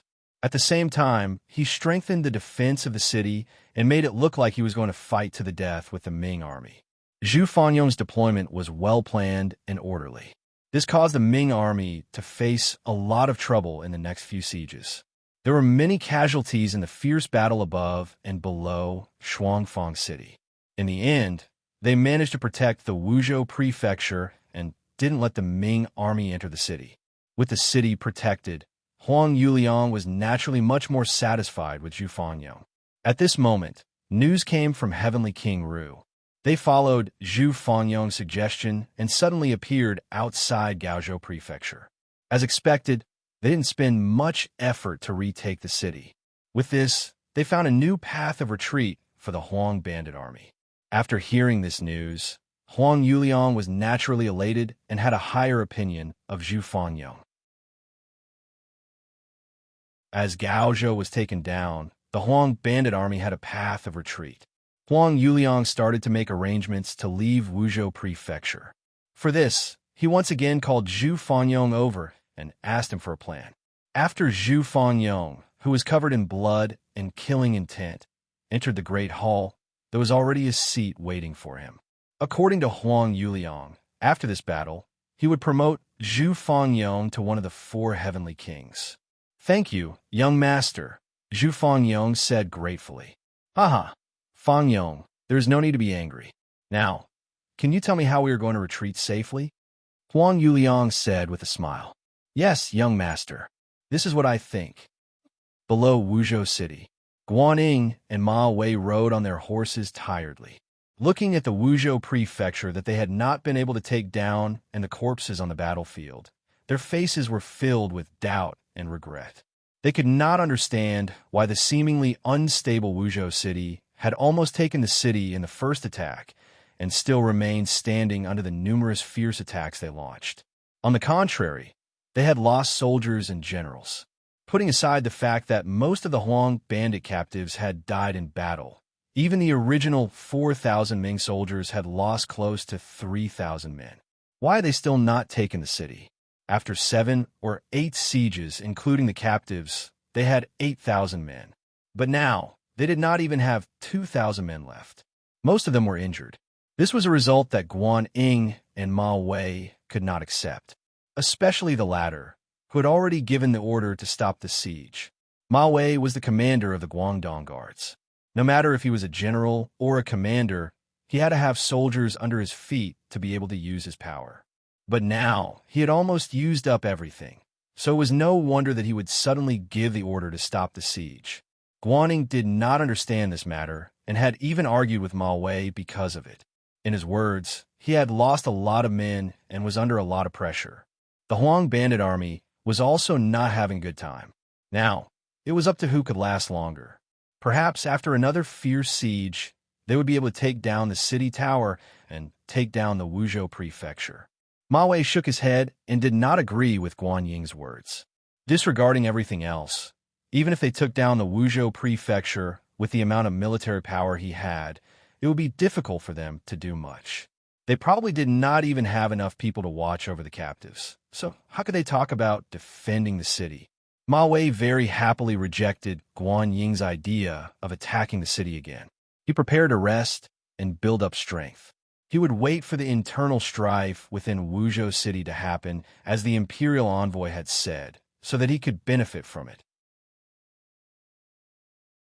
However, just as this plan was prepared, an unexpected situation occurred. The city gates of Wuzhou Prefecture suddenly opened. Thousands of people holding all kinds of weapons charged out and charged into the unprepared Ming army camp. Everything that happened so suddenly was completely out of their expectations. Caught unprepared, they were actually caught off guard by the Huang bandit army.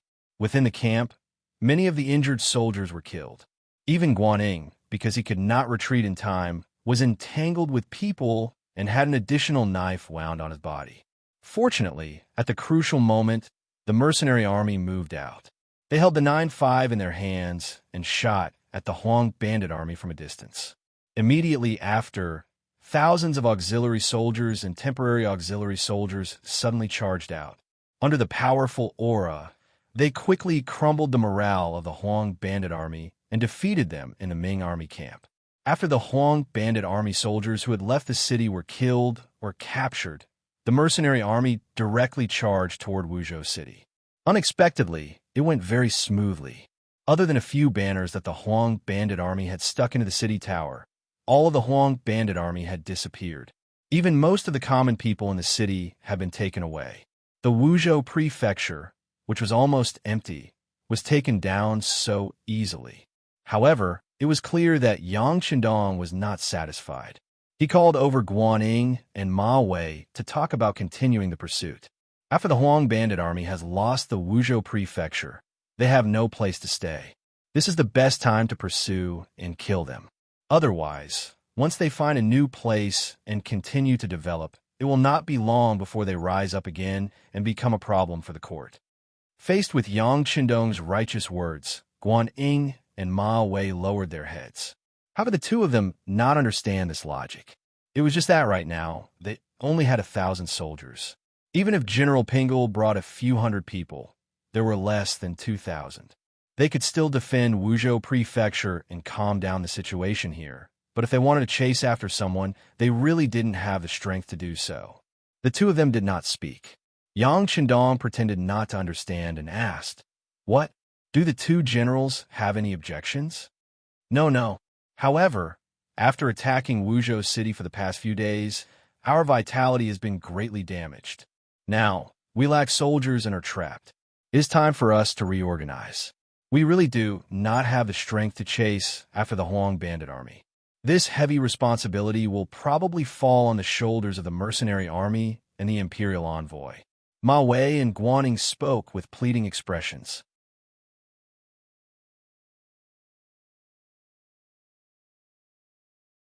Chapter 396.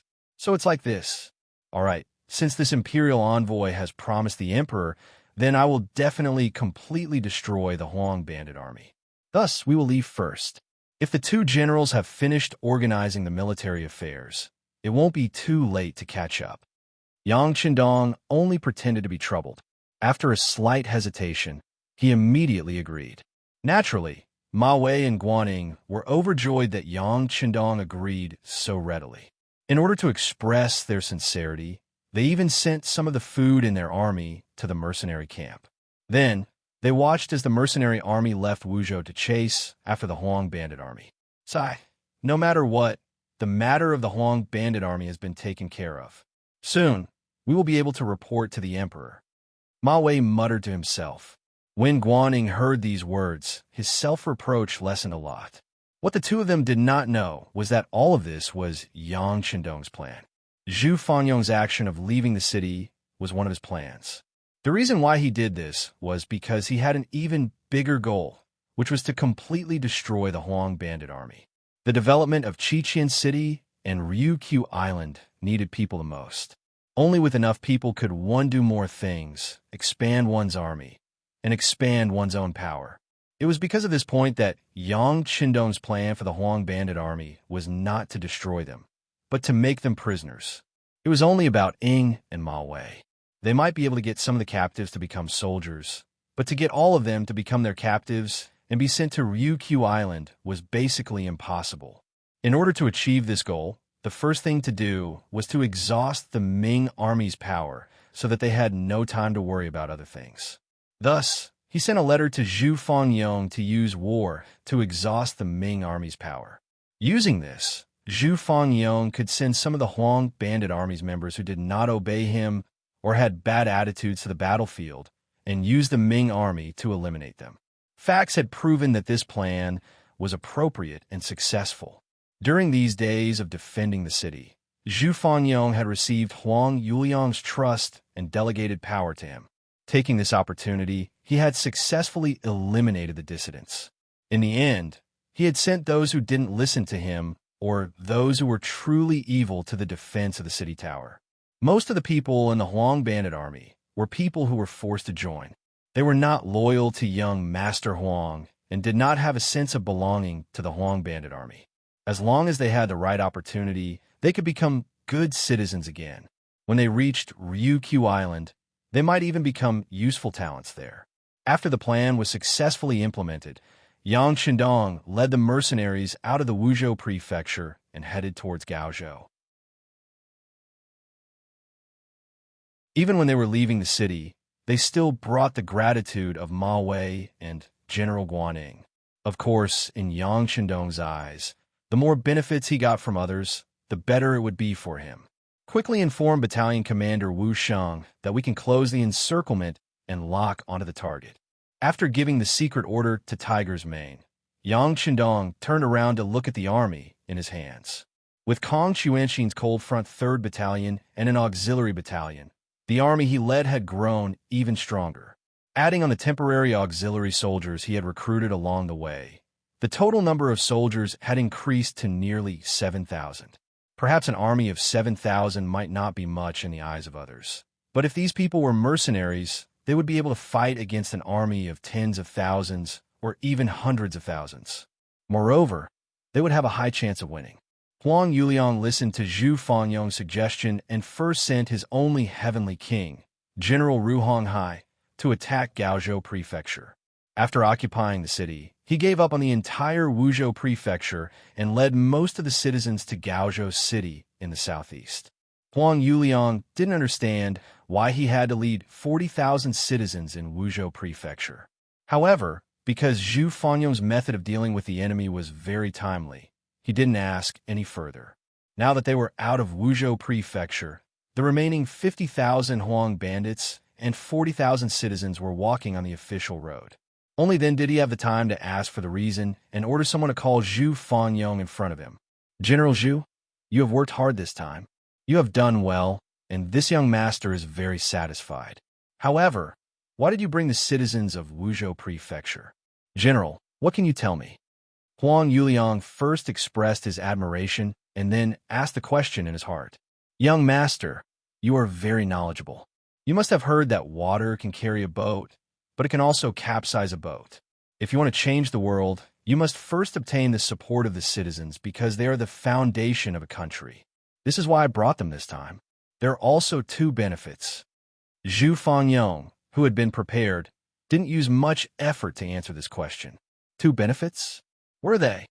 Huang Yuliang became spirited and asked curiously. First, young master didn't forget to take the citizens with you when you left the city. This is enough to prove that you have the citizens in your eyes and treat them as your own people. If this matter spreads out, won't young master's good name spread far and wide? This is a way to buy people's hearts without spending money. Second, when an army marches, there are always things that require manpower. For example, transporting grain, cooking, and washing for the soldiers. We men can't do these things well. With these people, it means we have a lot of free labor. Why not? With their hands free, our soldiers can focus on traveling and recover their energy. Once we fight with the Ming army, they will be able to use their strength better. Isn't this the best of both worlds? General, we have robbed so many cities. Right now, we don't lack grain and even have money left over. Isn't it a good thing that we can use the extra grain to get so many people to work for us? As for when we don't have enough grain in the future, we can think of a way to get them to leave. At that time, no matter where they go, they will think of young master's kindness and want to eat and wear warm clothes with you. If that's the case, once they hear about your news, who wouldn't want to come and seek refuge with you? Why would we worry about not having enough soldiers? Wouldn't the army grow stronger? Zhu Fangyong said a lot in a row. Every time he mentioned something, Huang Yuliang felt his eyes light up. Good. General Zhu is indeed far-sighted. With General Zhu, there is no need to worry about the world being unstable. Like this, from today onwards, General Zhu will be one of the 4 heavenly kings under this young master. Hearing this reward, Zhu Fangyong's heart was filled with joy. However, he still pretended to be grateful. Many thanks for young master's nurturing. Fangyong will definitely do his best to repay young master's kindness. Well said. Huang Yuliang laughed heartily. He was happy that he had obtained such a loyal and capable subordinate. However, he didn't know that from now on, his little life was in the hands of others. Zhu Fangyong had officially become one of the 4 heavenly kings. This made his authority grow unprecedentedly. Many military leaders used the opportunity to congratulate him, to express their loyalty. As a result, his influence in the Huang bandit army grew larger and larger. In fact, he could even make decisions on many matters without needing to report to Huang Yuliang. All of this gave Zhu Fangyong more support for his plan to complete the 6th young master. Gaozhou Prefecture. After Heavenly King Ru Honghai used a surprise attack to occupy this place, he gradually became arrogant. As one of the old 4 heavenly kings, Ru Honghai wasn't as brave as Geng Jun, nor as tall as Cui Yin. He wasn't as familiar with naval battles as Sun Jianglong. He was able to become one of the heavenly kings mostly because of his obedient personality. Among the 4 heavenly kings, the one that Huang Yuliang trusted the most was probably the ugly and average-looking Ru Honghai. There was no one else.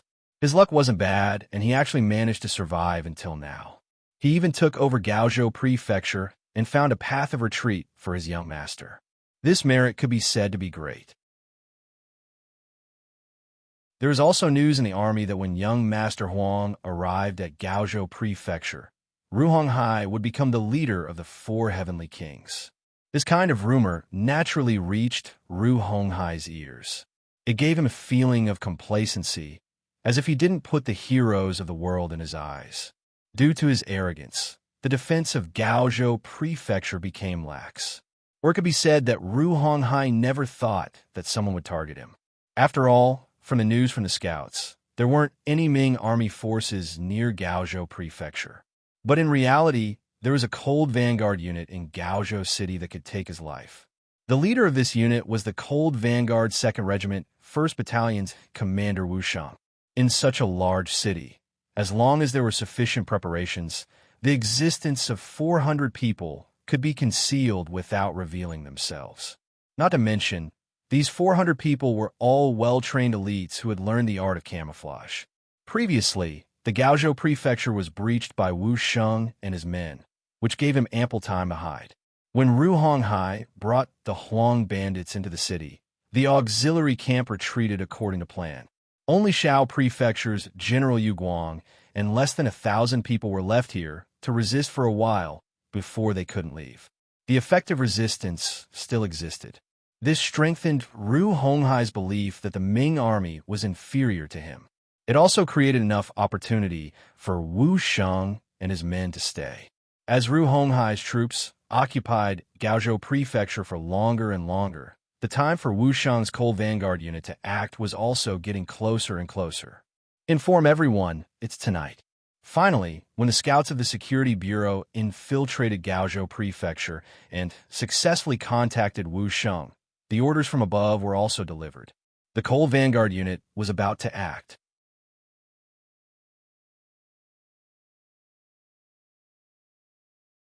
Chapter 397.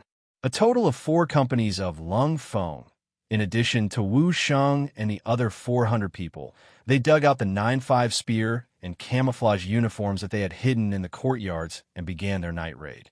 The Lung Feng's movements were orderly and meticulous. Every Lung Feng had their own position. For example, who was in charge of dealing with the sentries, who was in charge of stopping the attack, who was in charge of seizing the city gate, who was in charge of capturing Ruhonghai, etc. All of the plans were assigned to every soldier. As a result, when it was midnight, more than 400 people walked out of the alleys and ran towards their respective targets.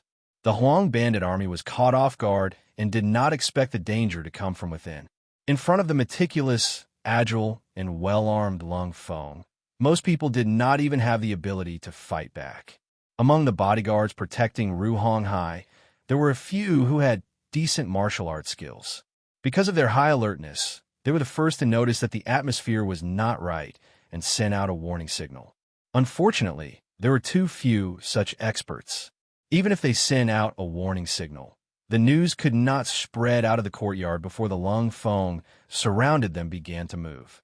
Battalion Commander Wu Sheng took the lead and kicked open the door with a 95 style. Soon after, a series of gunshots rang out, and the 3 strong men who had a foundation in martial arts obediently lay on the ground. When the Lung Feng rushed into the bedroom in the courtyard, they pulled out the trembling Ruhonghai from under the bed. Following Ruhonghai's capture, without a leader, the Huang bandit army in the city fell into chaos. At this moment, the Lung Feng, hiding in the dark, suddenly made their move. Along with the loud shouts from the city gate, the seemingly majestic auxiliary barracks approached. Finally, the barracks exploded. No matter what kind of army it was, once the barracks exploded, it signaled the beginning of a disaster and defeat. The soldiers fled in all directions. The soldiers did not know their generals, and the generals did not know their soldiers. Once chaos erupted, it was hard for anyone to stop it. Even if the generals were to shout now, there was nothing they could do. There was no way to reverse the situation. Even the elite Cold Vanguard soldiers were helpless against the explosion of the camp. The only thing they could do was to observe the surroundings. Once they discovered any Huang bandits trying to rush out of the camp, they would fire a warning shot. If they couldn't stop them, they would start shooting. In short, they wouldn't allow such chaos to rush out of the camp. The explosion of the camp also indicated that the defeat of the Huang bandit army defending Gaozhou City was set in stone. At this point, Huang Yuliang's path of retreat was completely sealed. At this time, Huang Yuliang was leading 50,000 bandits and 40,000 commoners 80 miles away from Gaozhou City. In the past, with their current marching speed, they would be able to reach Gaozhou Prefecture in 2 to 3 days if they were fast. Once they met up with Ruhonghai's army, they would be able to gather a large force once again. However, all of this was destroyed tonight. Huang Yuliang, who was sleeping, was also woken up by the bodyguards. What's going on? Huang Yuliang suddenly opened his eyes with a face full of fear. Young master, General Zhu reported that the scouts discovered a large number of Ming army soldiers 30 miles behind us. Furthermore, they are the most powerful Ming army soldiers wearing camouflage uniforms. The bodyguard said with a slightly hurried voice, "There's such a thing? Didn't we use up a lot of their resources when they attacked the Wuzhou Prefecture? Why do they still have the strength to chase after us?" Huang Yuliang instinctively said this before quickly shutting his mouth. The bodyguard had already said very clearly that the Ming army soldiers that came were wearing camouflage uniforms. It was said that they were the helpers that the southern Ming Emperor Zhu Qizhen had invited. Since they weren't normal Ming army soldiers, this kind of army shouldn't have been exhausted. Only then would they have the strength to chase after him. After understanding this point, Huang Yuliang hurriedly put on his jacket. Before he could walk out of the tent, Zhu Fangyong, who was wearing armor, had already walked in. "Young master, there are pursuers behind us. It seems that we have been targeted. Right now, we need to hurry to Gaozhou City. Is there no way to stop them?"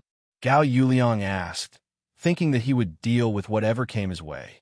It's very difficult. This army has extremely advanced firearms. They can injure our brothers from far away. I'm afraid that it will be very difficult to stop them. When he said this, Zhu Fangyong revealed a defeated expression. Even if Huang Yuliang saw this, he wouldn't doubt that he had tried his best. However, there was still no solution. If that's the case, then let's go quickly. Once we reach Gaozhou Prefecture, we should be safe with the sturdy city as our cover. For the sake of his own safety, Huang Yuliang made the decision to travel through the night. Yes, this general will go and instruct the army to hurry. When Zhu Fangyong agreed, a trace of joy flashed across his eyes. Everything was just as the sixth young master had imagined. This Huang Yuliang was truly extremely afraid of death. Since this was the case, the following process would be much easier to complete. In the dark night, the army that stretched for dozens of miles set off. From time to time, all sorts of curses could be heard from the crowd. It could be seen that both the bandits and the commoners were somewhat resistant to traveling in the middle of the night. Gaozhou City. When the sun rose, the commotion in the camp was basically over. After a night of torment, the Huang bandits were also tired. In addition, they could clearly see the surroundings after the sun rose. The chaotic environment became less and less chaotic until finally, it was completely peaceful. After everything calmed down, Heavenly King Ru Honghai was escorted out of the camp by Wu Sheng and Lung Feng. When they saw that their general was captured and they were completely surrounded, the Huang bandits had no choice but to surrender. The captives threw down their weapons and walked out of the camp in batches. Wu Sheng's face was filled with joy. In just this battle alone, they had captured about 15,000 Huang bandits. Most of the people here were strong and healthy. One could imagine how many things they could do when they reached Ryukyu Island. However, just as a smile appeared on his face, a soldier came to report that the Shaozhou General Yu Guang, who had disappeared for a while, had returned. He was currently waiting at the government office. Oh, the speed of picking peaches is quite fast. Fine, since they want it, I'll give it to them. However, if they want to take these benefits from me, Wu Sheng, then they won't be able to do so. Let's see what kind of price they can pay. There was a glimmer of light in Wu Sheng's eyes. He had expected that the Southern Ming army would appear early in the morning. Even if the other party did not appear, according to the sixth young master's plan, Gaozhou Prefecture would have to be handed over. However, taking the initiative to hand it over was one matter. If the other party wanted to take it back, it was another matter. If Wu Sheng didn't use this opportunity to slaughter his opponent, how could he have the ability to be the commander of the main force? In front of Gaozhou City's government office, Wu Sheng brought a group of Lung Feng and saw Yu Guang in armor.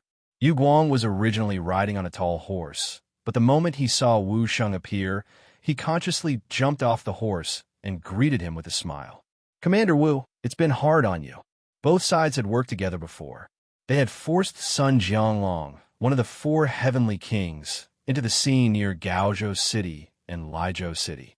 They could be considered old acquaintances.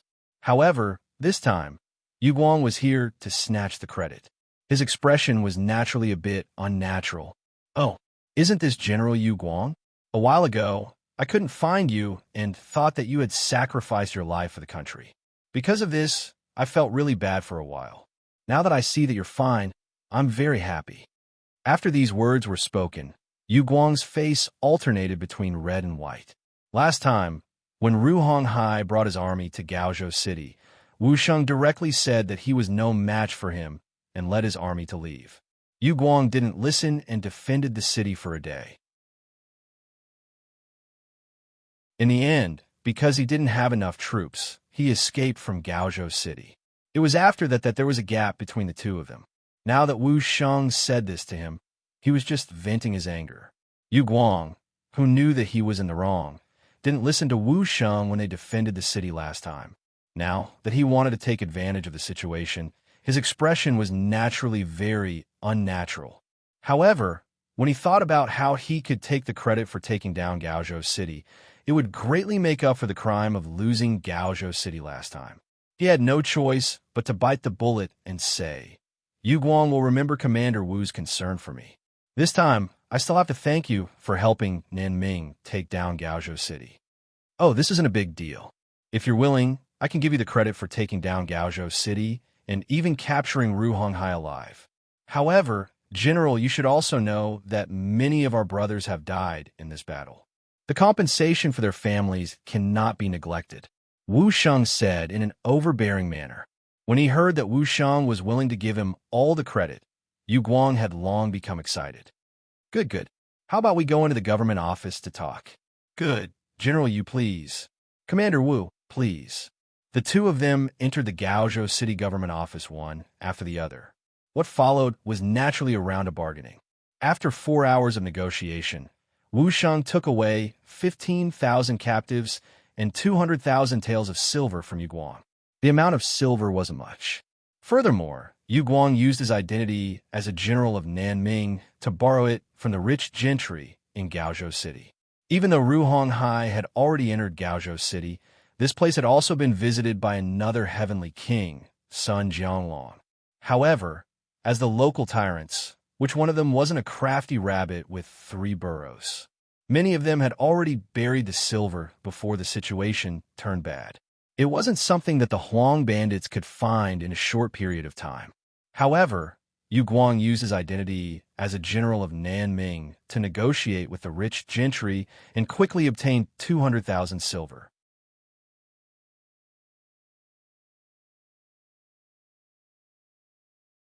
Chapter 398.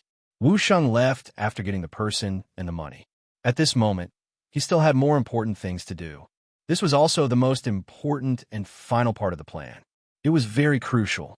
If not for this, how could a mere 200,000 taels of silver be enough to send him off?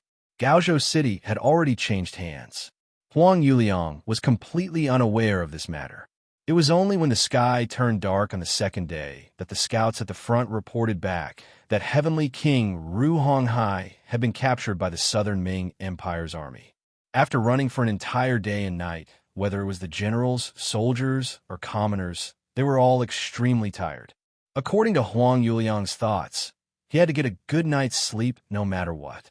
However, when this news came, he completely panicked. He, who had no way out, suddenly lost all hope. At this time, Zhu Fanyong also came in front of Huang Yuliang. Young master, this matter is sudden, but we still have a way out. Oh, what other way is there? Hearing that there was still a way, Huang Yuliang, who had lost all hope for the future, regained a trace of vitality. Young master, Gaozhou City has been occupied, but we still have Laizhou City. If not, we can still take a ship to the sea. Right now, the most important thing is to immediately arrange for people to scout the way. Also, arrange for people to buy ships with gold and silver. As long as we are on the sea, the Southern Ming army will not be able to do anything to us. Zhu Fangyong said, That's right.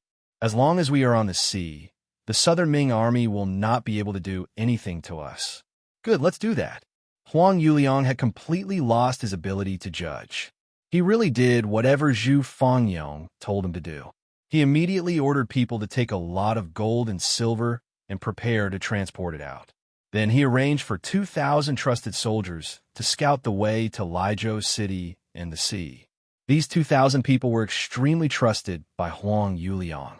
Most of them had followed his father, Huang Shaoyang, into the army and were the most trustworthy existences. Even when he was in trouble, he didn't send these people out. But now, in order to find a suitable escape route, he finally sent these people out. Following the departure of these 2,000 soldiers, the only ones that Huang Yuliang could truly trust or be willing to risk their lives for him were the dozens of bodyguards around him. Because of the sudden incident, the original plan of having a good night's rest was disrupted. The army had no choice but to continue on their journey.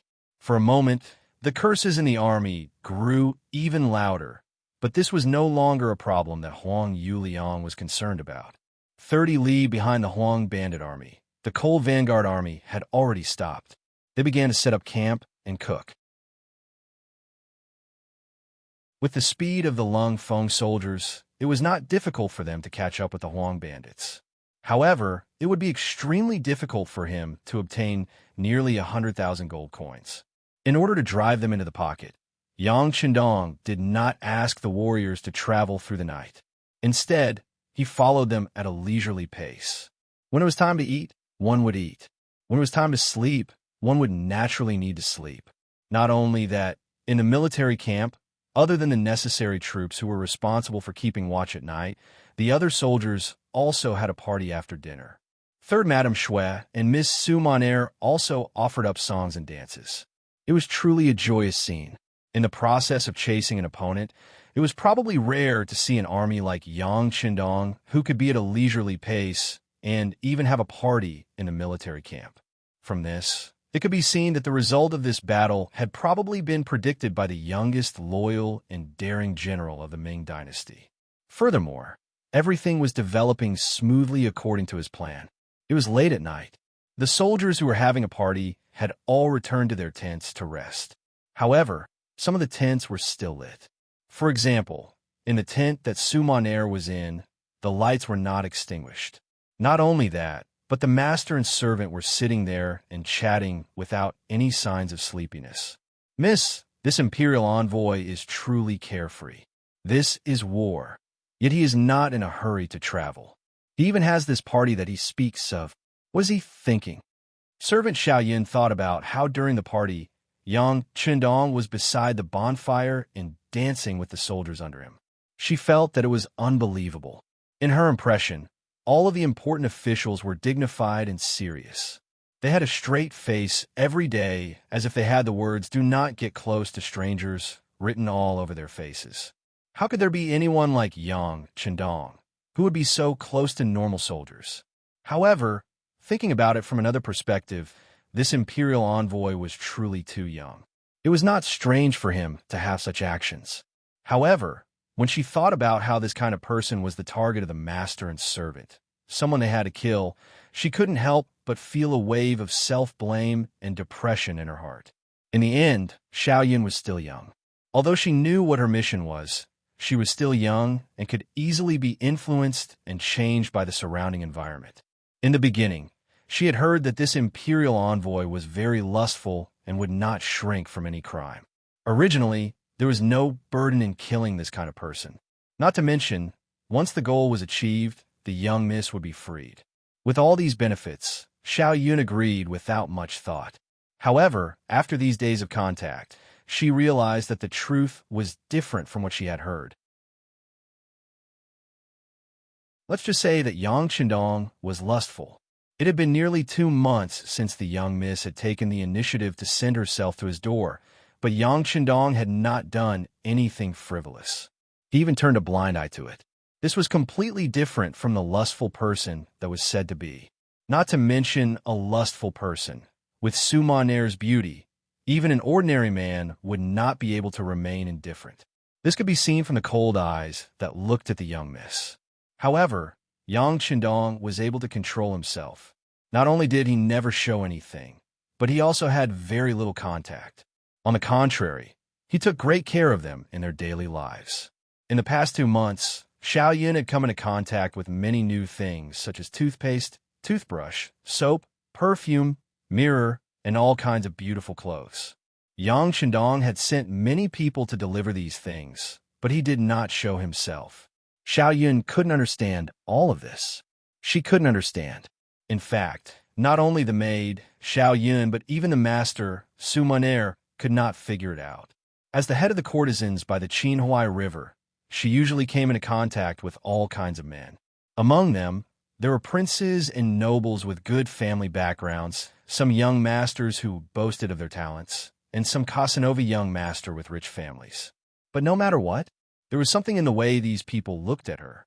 It was a kind of possessiveness, a kind of desire for her body.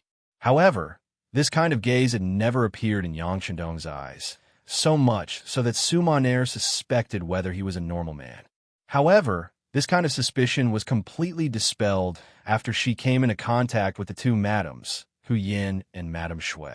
Sometimes, when she went to greet them in the morning, she could clearly see the satisfaction in the eyes of the 2 madams. Although Su Monaire was still a virgin, she had been taught about the matters between men and women by her mothers. Naturally, she could see some of these things. The spring that flashed on his face was definitely not something that could be faked. Then the question was, why did such a normal man turn a blind eye to her? Could it be that he already knew her mission to get close to him? That was even more impossible. Even if he knew everything, he should have killed her earlier. Why did he still treat her like this? Why did he give her so many good things, but not touch her? What did he want? The unknown always made people uneasy. It was because she could not understand Yang Shandong's thoughts that Su became even more anxious. What was worse was that she realized that she did not hate Yang Shandong. It was just like when she saw Yang Shandong singing and dancing with his soldiers during the evening party. She actually felt happy in her heart. This was not a good sign. She could only have the intention to kill her target. It was impossible for her to have the slightest bit of liking for him. Otherwise, how could she complete her mission? The servant girl, Xiao Yun, was still talking endlessly, but Su could not listen to a single word. From time to time, Yang Shandong's figure would flash across her mind. There was a faint smile on the corner of her mouth, as if it had grown in her head. Even if she waved her hand, it would not go far away. In a tent not far away, Yang Shandong was still using his power to have women on his left and right. After sleeping together for a while, they entered a short intermission.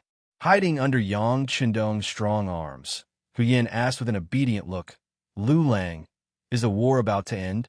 "Yes, the Huang bandit army is about to be destroyed. The war in Guangdong is about to end." Yang Shandong nodded and admitted. However, he only said that the war in Guangdong was about to end. He did not say that the war was about to end. This originally expressed his attitude. As Hu Yin had other thoughts, she did not think too deeply about it. Naturally, she did not understand the deeper meaning in his words. When she heard Yang Shandong say that it was really about to end, she raised her head slightly. "Lu Lang, what do you plan to do about Miss Su's matter? She has been following us for more than a month without knowing why. What are you thinking? Yin'er, what do you want me to think?" When Yang Shandong heard Hu Yin talk about Su Maner, he could not help but become interested and asked, "This, I don't know." Hu Yin shook her head. She also did not know what kind of mentality she was in now. As a woman, she did not wish to share the man she liked with other women. However, Yang Shandong was so young and so capable. It was not an exaggeration to say that he was in a high position and had great power. Such a person was destined not to belong to any woman. Even ordinary people who had some ability would marry a few concubines, let alone people like Yang Shandong.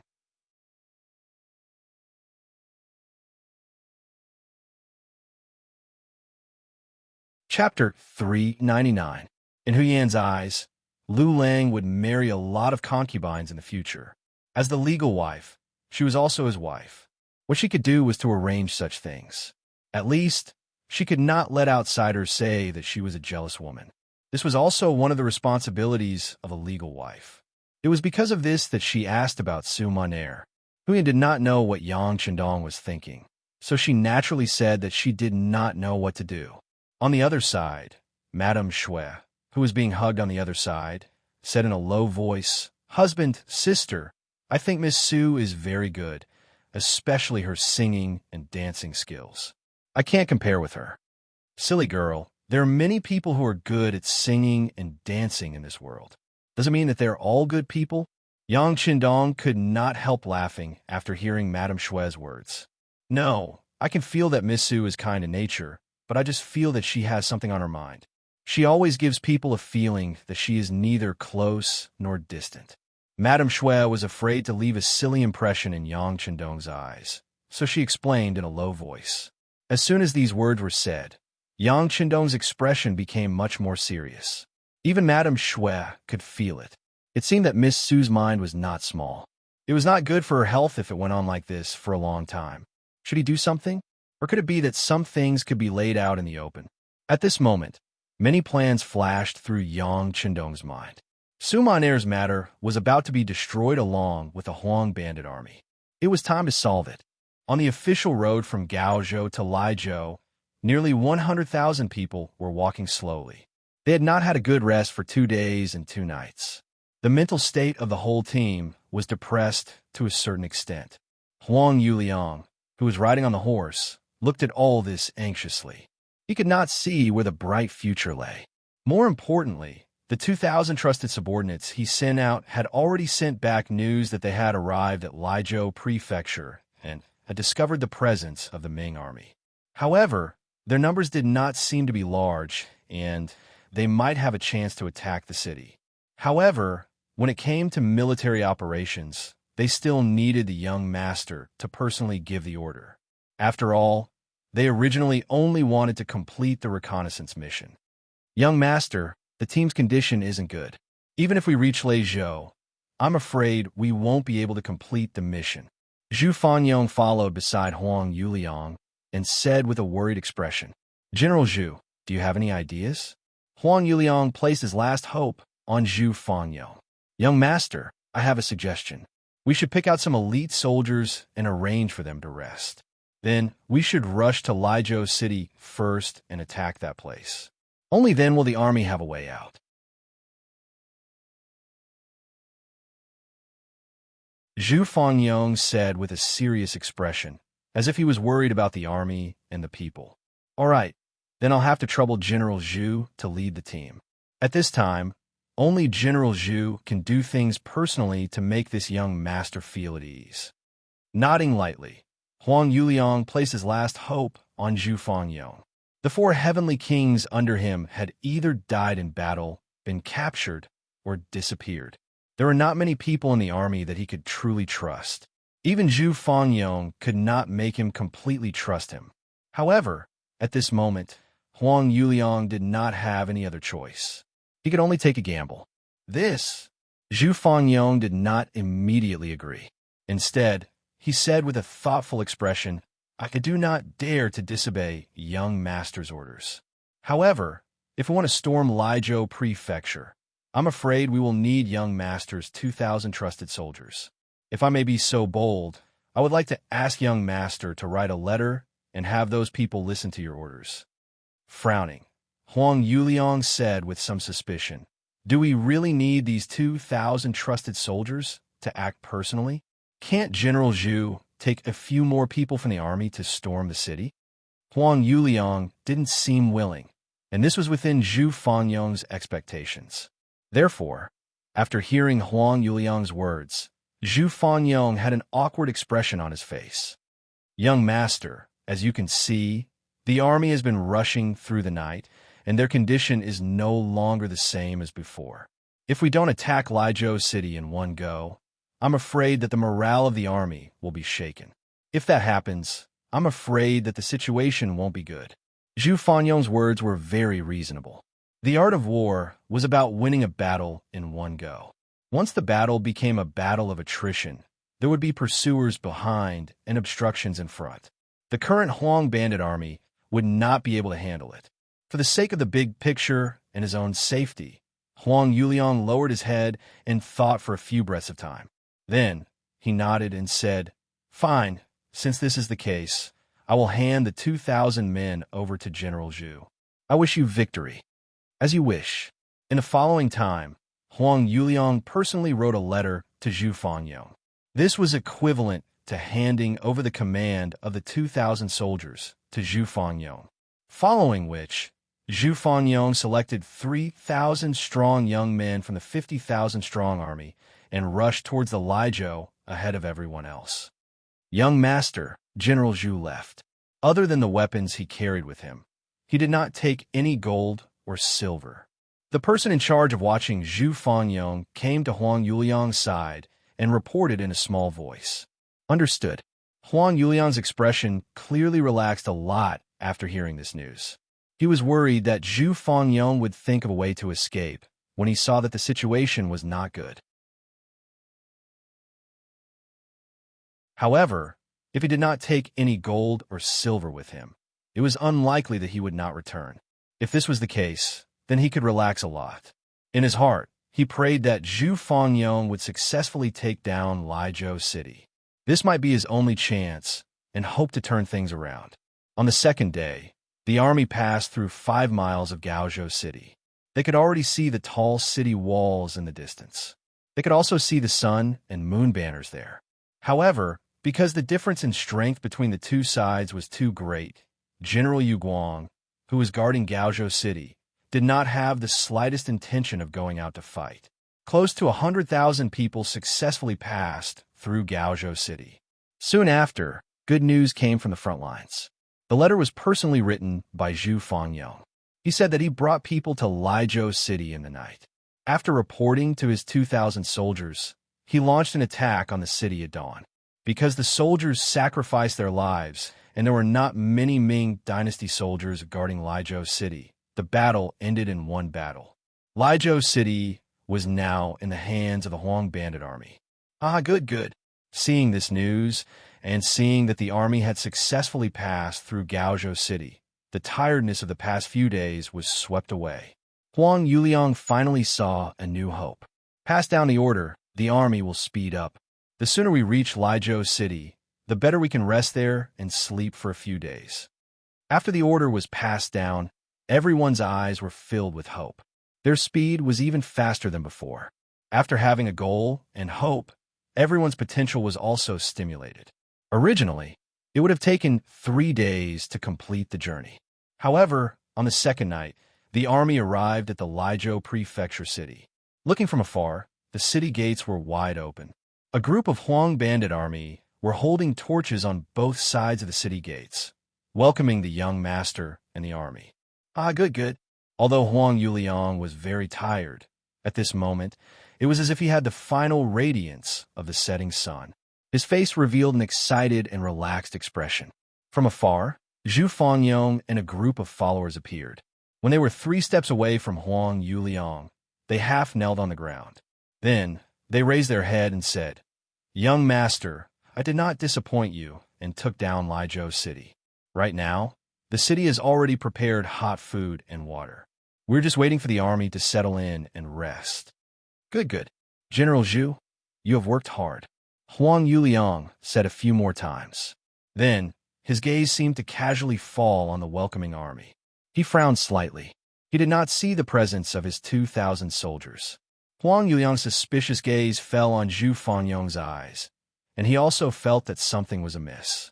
However, before he could speak, the army behind suddenly became chaotic. Then, a scout on a fast horse rushed over.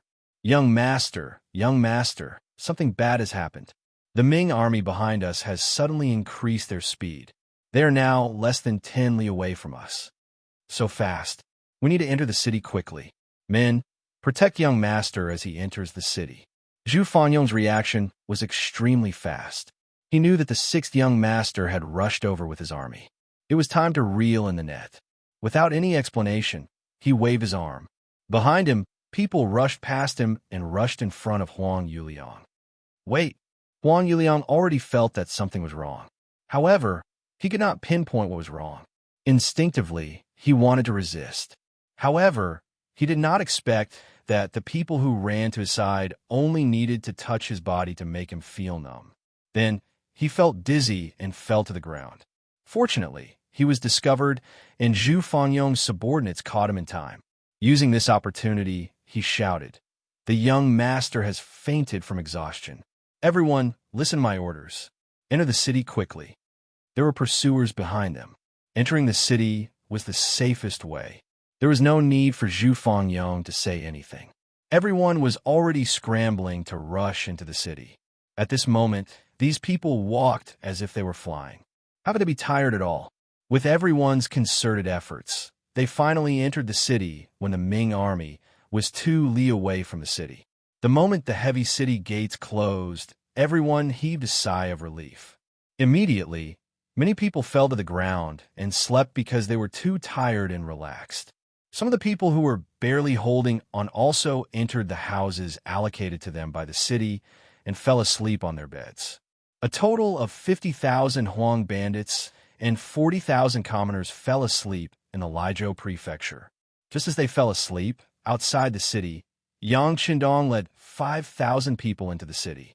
At the same time, the bandit leader Huang Yuliang was led to a large courtyard in the Lizhou prefecture.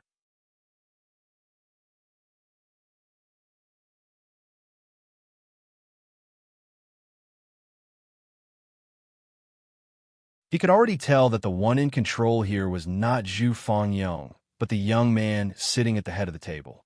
Even so, his accusation before his death would definitely be like a thorn in the young man's heart. Once there was an opportunity, today's words might become the step that would lead Zhu Fangyong to the guillotine. Zhu Fangyong understood the meaning behind Huang Yuliang's words, and his face turned ugly. Although he was ordered to go undercover this time, in order to gain Huang Yuliang's trust, he had indeed put in some effort and emotions. He had even said some overboard words. However, that was only because the situation forced him to do so. However, if someone were to repeat what he had said back then, he wouldn't be able to defend himself even if he had 100 mouths. When Huang Yuliang's expression changed, he also laughed out loud. He noticed that not only did Zhu Fangtong's expression turn ugly, but the young man sitting at the head of the table also had an unhappy expression. Did this not prove that the thorn he planted had already taken effect? Ha ha ha! Just as Huang Yuliang's laughter sounded, another loud laugh followed, and it quickly drowned out his laughter. This voice came from Yang Qindong, who was sitting at the head of the table. Yang Qindong's sudden laughter stopped Huang Yuliang's laughter. He looked at the young man with a puzzled expression. He couldn't understand why the other party was laughing, and he couldn't tell what was going to happen next. Ha ha! Very good, very good. As expected of someone who could become a bandit leader. This psychological attack is indeed powerful. It's just that your calculations are wrong. Battalion Commander Zhu was originally arranged by me to be by your side. Everything he did and everything he said was approved by me. Perhaps in the process of carrying out the mission, he had no choice but to use some tricks. However, that was also to better complete the plan. Now that you have been captured and kneeled in front of me, it is clear proof. Yang Qindong, who was laughing loudly, first proved Zhu Fangyong's innocence. He explained that Zhu Fangyong had become a spy completely under his orders, and everything he did was to complete the mission. With this, he placed Zhu Fangyong in an extremely high position. Next, Yang Qindong continued to speak in order to prevent any future troubles. Zhu Fangyong will be the deputy commander of the Cold Vanguard 2nd Regiment, and will be awarded the rank of lieutenant colonel in recognition of his outstanding contribution in eliminating the Huang bandit army. From now on, no one is allowed to mention that Deputy Commander Zhu was a spy in the Huang bandit army. If anyone dares to disobey this order, they will be punished according to military law. Now, I will have to trouble Deputy Commander Huang to personally kill Huang Yuliang in the lobby and draw a perfect conclusion to this matter. First, he placed Zhu Fangyong in a righteous position so that he could be justified in his actions. Next, he praised and promoted him to show that he had done a good job.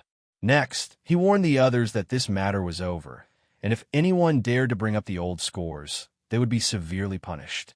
Finally, he arranged for Zhu Fangyong to chop off Huang Yuliang's head. This way, he would really be cut in half. Zhu Fangyong heard Yang Qindong's painstaking efforts and knelt on the ground with a thud. Thank you, 6th young master, for your trust. Zhu Fangyong will never be able to repay your trust, even if I die 10,000 times. That's enough. From now on, you'll be a high-ranking officer in the Cold Vanguard Army. Don't talk about death so casually. Beta Persei, give Deputy Commander Zhu a knife so that he won't continue to be noisy.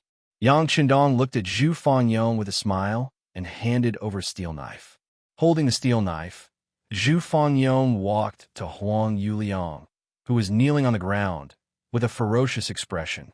Feeling the aura of death, Huang Yuliang no longer spoke as confidently as before. Instead, he peed and pooped all over the ground. General Zhu, on account of the fact that I have treated you well in the past, please plead for mercy for me. As long as you don't kill me, I will do whatever you want me to do in the future. Hey, despicable person, die. After Zhu Fangyong's loud shout, a silver light flashed and a large head was separated from his body. Fresh blood spurted out from the neck and covered Zhu Fangyong's face and body. Huang Yuliang was dead. His death represented the official end of the so-called Guangdong uprising that had caused chaos in Guangdong for nearly 2 years. It also meant that the Huang father and son had completely retired from a stage of history. Now that Huang Yuliang was dead, the next step was to deal with the entire Huang bandit army. Under the prearranged arrangements, the first thing to do was to bring out the 40,000 people from Wu State Prefecture and leave the city. They didn't even know where they were going. When they woke up from their dreams, they were led out of their homes and brought to the nearby docks. There, a large ship was already waiting for them. The ship naturally belonged to the Yangtze Navy that had been ordered by the 6th Young Master to carry out a mission. The leader was the Navy Division Commander and Commander of the 1st Regiment. At the same time, he was also the person in charge of the Navy. He was also one of the first people to follow Yang Chendong, Gao Xiong. It had been more than 2 years since they last saw each other. Now, they could finally see the glory of the 6th Young Master. Gao Xiong stood his ground and used his authority to take the initiative to come to Laizhou Prefecture to pick up people. Laizhou Prefecture Yamen. When Gao Xiong appeared in front of Yang Chendong, he first gave a standard military salute. Then his knees went soft and he knelt on the ground. Gao Xiong wants to meet the young master. Greetings, young master. Haha, you're already a division commander and in charge of the entire Navy. I heard that in this part of the sea, your name Gao Xiong is known by everyone. Even mentioning your name can stop a 3-year-old child from crying. Why are you crying now? The moment he saw Gao Xiong, Yang Chendong's heart was filled with excitement. This little pirate who wanted to find trouble with him, but was subdued by him, had finally become a general. It really made people sigh and feel gratified. Listening to Yang Chendong talk about his glorious deeds, Gao Xiong couldn't help but cry and smile. He said embarrassedly, "Young master, what I heard were rumors. I don't have that kind of ability. All of this was given to me by the young master. I was just following the orders of the young master." "Oh, don't be arrogant. That's good. Come, get up. Tell me about the situation on Ryukyu Island and what Reikin City is like." Yang Chendong nodded with praise.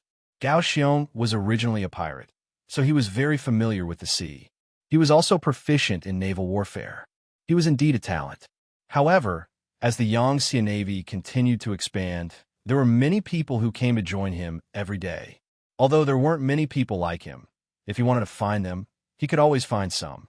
But no matter how powerful those people were, it was difficult for them to be as loyal as Gao Xiong.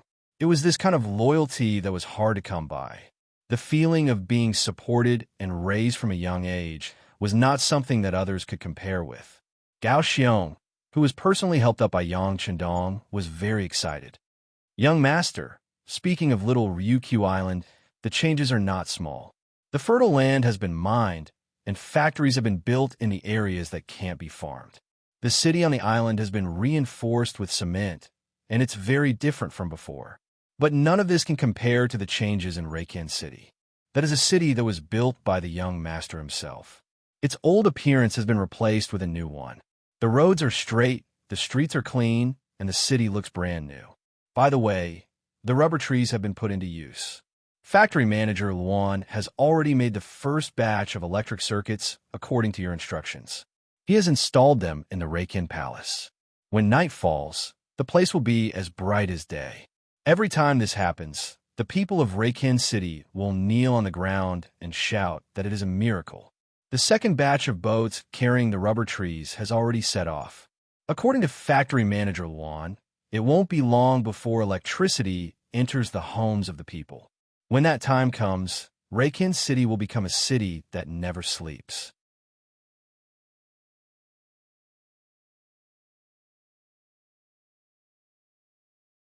Chapter 401. Gao Xiong spoke excitedly, and Yang Chendong listened attentively. From time to time, he would give some suggestions. Tell manager Luan that the rubber trees can also be cultivated. If the climate is suitable, they will survive very well. Transporting them so far by sea is not a long-term plan. While the master and servant were chatting, the Laizhou citizens were also forcefully sent onto the ships. When they were being moved from their ancestral land, many of them had expressions of reluctance. There were even some who resisted. However, Yang Chendong believed that once they reached Ryukyu Island, they would know what a true paradise was. At that time, even if they were chased away, no one would want to leave. Moreover, before long, being able to reach Ryukyu Island would become a symbol of glory.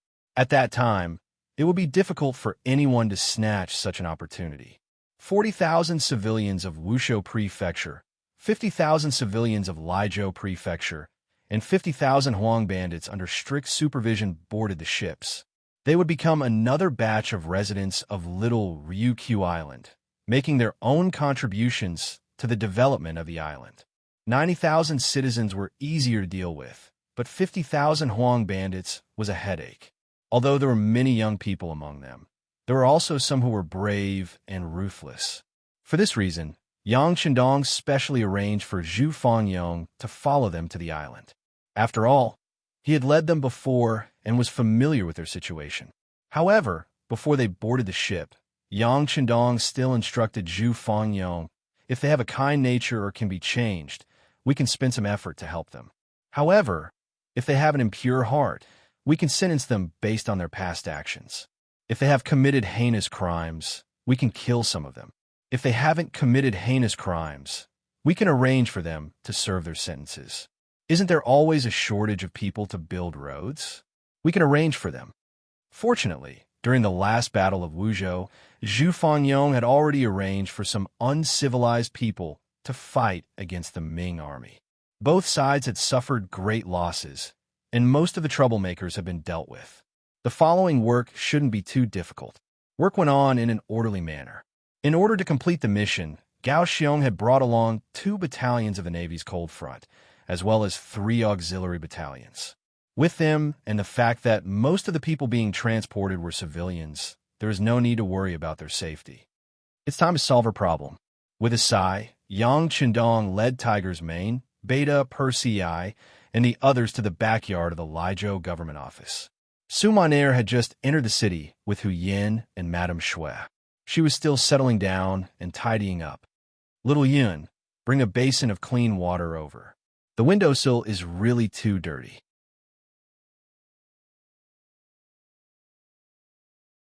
Hearing the sound of footsteps behind her, Su Maner said without turning her head. However, since she had already said that, she quickly stood there and did not move. After about 2 or 3 breaths of time, she slowly turned around with a nervous expression. You've come. Naturally, the person who came was Yang Chendong. Gao Xiong and the others were about to leave, and it was very likely that they would be busy with the matters in Yunnan. Naturally, it would not be good for Su Maner to stay in the military camp. Besides, he already had a rough idea of the other party's intentions.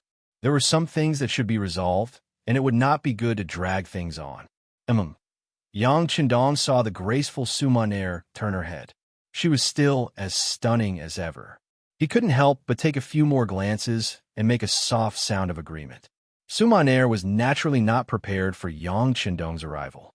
Previously, she had heard that he had gone to busy himself with military matters. Now, he had suddenly appeared in her boudoir. How could she not be shocked? She was even a bit nervous.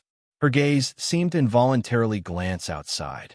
When she saw that it was still afternoon and not dark time for bedtime, she couldn't help but let out a long sigh of relief. She thought to herself, no matter how anxious she is, she can't possibly do anything to me right now. As a gentleman, he had to have his own demeanor. As she had not expected this, Su Maner was first nervous.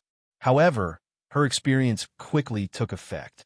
Her expression started to return to normal. Her hands and feet were also very nimble as she prepared a cup of tea and brought it to Yang Chendong. Lord Imperial Envoy, please have some tea. How many times have I told you? You can call me the young master of the Yang family, or you can call me the East Marshal. Lord Imperial Envoy is an official title. It is not something a beautiful woman like you should call me. Yang Chendong's voice was still ringing in her ears. However, his hand had already pressed down on the teacup. Then, his other hand seized the opportunity to grab Su Maner's jade arm and did not let go. Who would have thought that Yang Chendong had lost his usual demeanor and was actually committing lewd acts in broad daylight? Su Maner, who was completely unprepared, couldn't help but cry out in shock. Qin, East Marshal, what are you doing? What do you think I'm doing? Didn't you come to my side to serve me? Yang Qindong asked with interest. Yes, yes. But why didn't East Marshal have any thoughts about me before? As she struggled, Sumaner also asked the question in her heart. Before? Previously, we dealt with the Huang bandit army together. How could I have such thoughts? Now that the overall situation has been decided, I naturally have to do what needs to be done. Come, beauty. At this moment, Yang Qindong had changed his usual gentle demeanor. It was as if he was a completely different person.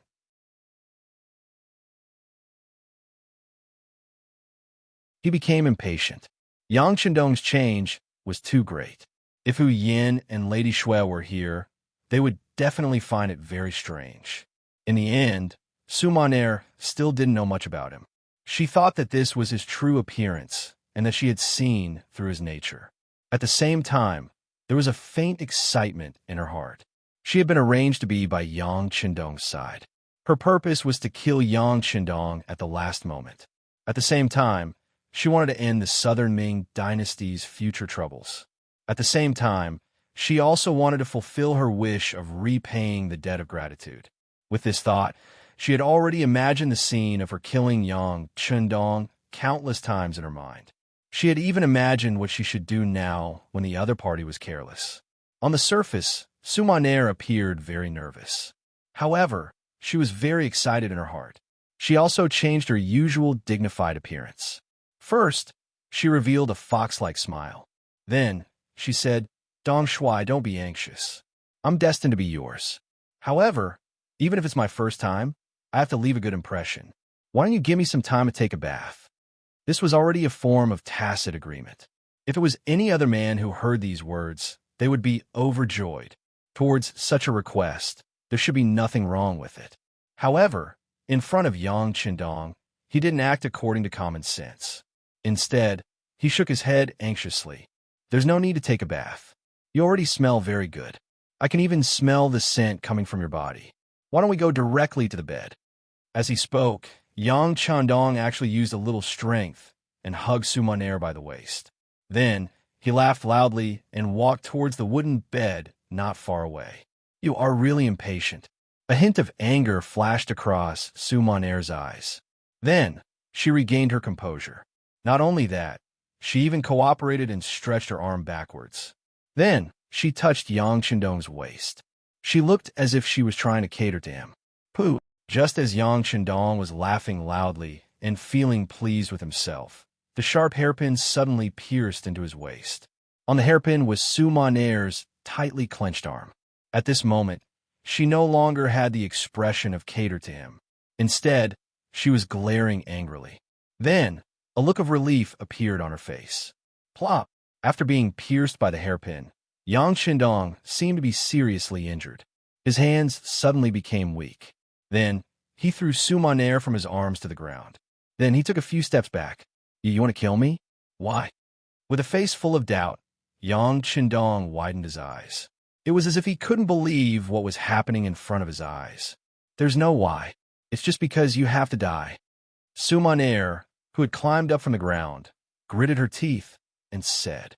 Then, she laughed loudly as if she had lost her mind. I didn't expect that I would really be able to complete this mission. Ha. Mission? Who gave you this mission? Could it be Zhu Qizhen from Yingzhou? Yang Qindong asked with a forceful tone. When Yang Qindong asked this question, a look of surprise flashed across Sumaner's eyes. However, when she saw the hairpin in her hand, she couldn't help but shake her head and laugh. Forget it. There's poison on my hairpin. It has already entered your body. There's no saving you.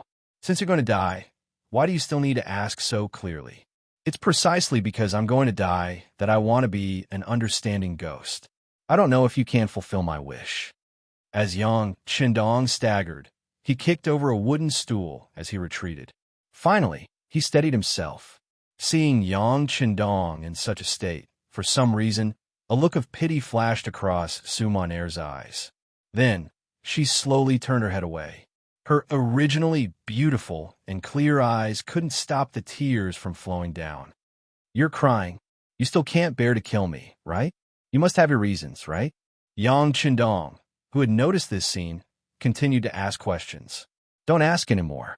You're going to die, and I'm going to die too. Why do you still need to be so clear? What's the point? With tears in her eyes, Sumaner, whose voice was choked with sobs, kept shaking her head. Obviously, this was a scene that she really didn't want to face. Of course there's a point. If you have no choice but to kill me, even if I die here, I can give the order not to let others make things difficult for you. In this way, although I'm going to die, you can live. Young Hodong's tone was weak, but he still had to get to the bottom of this. No, Sumaner, who was crying, shook her head. I have to die. From the moment I got close to you, I was already a dead person. Even if you spare me, others won't let me off either. Why? Yang Qindong was close to roaring. It was as if he had used all the strength in his body to shout this question.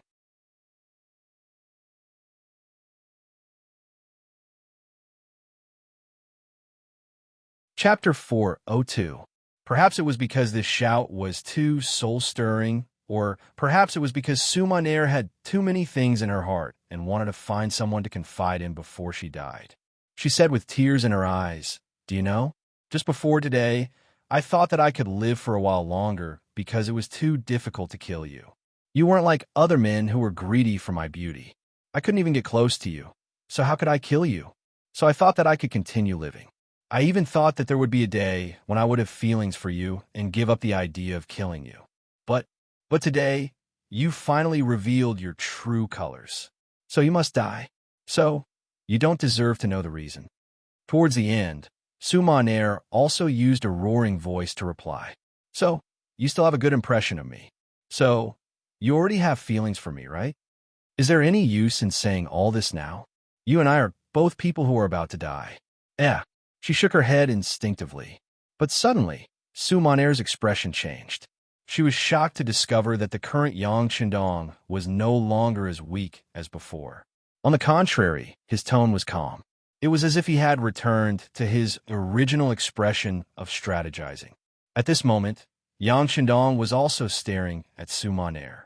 When he saw how shocked she was, he asked, "What you meant just now was that you have feelings for me, and if I don't die, your mission won't be completed. So you don't have to die, right?" "Yes." Instinctively, Sumaner nodded. "Good. Then, young master won't die. So, you don't have to die either, right?" Yang Qindong also nodded. Then he picked up the wooden stool that he had kicked down and casually sat on it. At this moment, he didn't look like he was seriously injured at all and was about to die. All of this fell into Sumaner's eyes, causing her to wonder if she was hallucinating. She first rubbed her eyes hard, then said, "That's impossible. My hairpin has a huge poison on it. Once it pierces into a person's body, they will be poisoned to death. But what if it doesn't pierce into your body?" Yang Qindong answered this question as he took off the bulletproof vest he was wearing. Since he wanted to have a showdown with Sumaner and knew that she might try to kill him, how could he not be prepared? "If I don't die, does that mean that you don't have to die?" The moment Yang Qindong stood up, Sumaner had already been petrified on the spot. First, she revealed an expression of disbelief, then her eyes were empty. It was as if all the energy in her body had been sucked out at this moment. With a plop, she sat down on the wooden chair behind her. At this moment, even Sumaner herself did not know what she was thinking. Was it the feeling of her plan failed? Or was it disappointment with a hint of joy? She couldn't explain all of this clearly. All she knew was that the moment she stabbed out with the hairpin, her heart had indeed ached fiercely. Even the words she said at the end were said in an emotional state. She was afraid that she had already forgotten how many of them were from her heart, and she was even more unable to face them. Now, Yang Qindong was actually fine. That meant that she hadn't completed her mission. Then, she should be sad right now. But why was there a hint of joy in her heart that she couldn't explain? Sumaner sat back down on the stool. It was Yang Qindong's turn to speak with assurance. "You don't have to ask why I'm prepared. I still have many tricks up my sleeve. Otherwise, I wouldn't have lived until today. I actually know some things about you long ago, so I can understand you. You must have your own difficulties. Now, I'll give you a chance. Tell me everything. No matter what the reason is, I can promise that I won't kill you." Yang Qindong's words rang out in the lady's boudoir, but he didn't get any response from Sumaner. She just sat there in a daze, with a dull look in her eyes. What's wrong? Why aren't you saying anything? Didn't you say that you have a mission? What kind of mission is this? As Yang Chendong spoke, he moved closer to Sumaner. He could feel the struggle in her heart, and could also imagine the entanglement in her heart. He was a little worried that she might suddenly commit suicide. He slowly moved closer and was prepared to make a move at any time. Yang Chendong's footsteps got closer and closer. The distance of 5 to 6 steps took him 3 breaths' time. Just as he was about to rush over and grab Sumaner, the lady's sleeves suddenly trembled and a copper hairpin appeared. However, this time, the hairpin that appeared did not have any intention of targeting Yang Chendong. Instead, it changed its direction and placed it on her neck. Sumaner's originally expressionless face also had a hint of blood. Don't come over. I'll let you down. I'll commit suicide in front of you. I just hope that you won't make things difficult for my maid, Xiao Yun. Just pretend that I've never appeared here. Wait. The moment Sumaner finished speaking, the hairpin had already moved towards her snow-white neck. However, at the same time, Yang Chendong's shout rang out. If you don't say anything and just die like this, in order to find out the reason behind this, it's inevitable that I'll do something to your maid. So, you can't die yet? At least, you can't die before you tell me the reason. Yang Chendong's unconventional method of wanting to save Sumaner was a little cold-blooded, but it was still a method. However, in front of Sumaner, who was determined to die, its effect was very limited. Not only did she look as if she did not listen to him, she even said with a sorrowful expression, "Why? Don't I even have the right to choose to die?" After saying that, a look of resentment flashed across Sumaner's eyes, as if she was complaining about how unfair the heavens were to her. Since they had allowed her to be born, why do they have to torment her like this? The light that flashed across Sumaner's eyes gave Yang Chendong a bad feeling. He could seriously say that this woman really wanted to die. If that was the case, it would be difficult to move her no matter how much he said now. Then what should he do? Just as Sumaner was determined to die, and Yang Chendong was at a loss of what to do, the maid, Xiao Yun's shout suddenly came from outside the room. "Miss, are you inside?" "Ugh." Xiao Yun, who had shouted halfway, immediately stopped moving. It was obvious that Tiger's Mane and Beta Persei, who were supposed to be outside, had stopped her. The moment the two of them made a move outside, Yang Chendong, who was inside the room, also moved. With a big stride, he crossed the distance that he would usually need to take 3 steps and appeared beside Sumaner like a gust of wind. It was Xiao Yun's shout just now that caused Sumaner's face to become slightly absent-minded. This sudden opportunity was seized by Yang Chendong. He flew over and came to Sumaner's side, reaching out his hand to snatch the hairpin. Yang Chendong's speed was already very fast, and he had grasped the opportunity very accurately. However, it was as if there was God's will in the unseen world. Just as he reached out his hand to grab it, Sumaner reacted. Her arm suddenly fell, piercing straight toward her neck. Then, as her arm fell, a large hand pushed up and grabbed the delicate hand that was holding the hairpin. Even so, her movements were still slower by half a beat.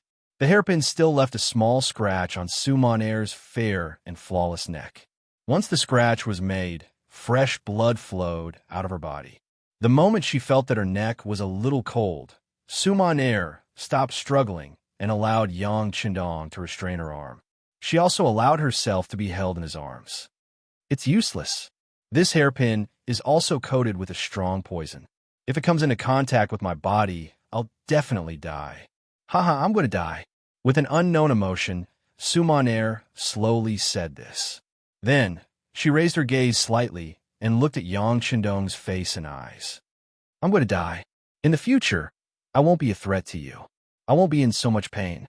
To me, this is already a kind of release. Release my ass." Yang Chendong, who had always given off an elegant feeling, suddenly spat out vulgarities at this moment. Then, he roared loudly like a male lion. "Since you've come to my side, you're my woman. Without my consent, no one can decide whether you live or die. This includes you. But I'm still going to die, aren't I? Seeing that Yang Chendong was angry, a smile actually bloomed on Su Maner's face. It seemed to be a satisfied smile, but more like a happy smile. I thought that you didn't care about me at all. I thought that I couldn't enter your eyes. But now, lying in your arms, I can clearly feel your heartbeat and breathing. I can also feel that you like me, right? As a person who was about to die, Su Maner seemed to be able to finally free her heart. Her words were much more direct than before. Yes, I like you. From the first time I saw you, I was mesmerized by you. Yang Chendong kept nodding and admitting his feelings. And you also like me, right? Otherwise, you wouldn't have cried just now, right? Faced with Yang Chendong's question, Su Maner really wanted to say yes. Through these days of observation and contact, she saw all the good points of this man. He was elegant, polite, and talented, especially his strategic attitude on the battlefield and his confidence in life with a smile. It was as if as long as he smiled, there was nothing in the world that could be difficult for him. Which young girl wouldn't like a man with such an imposing aura?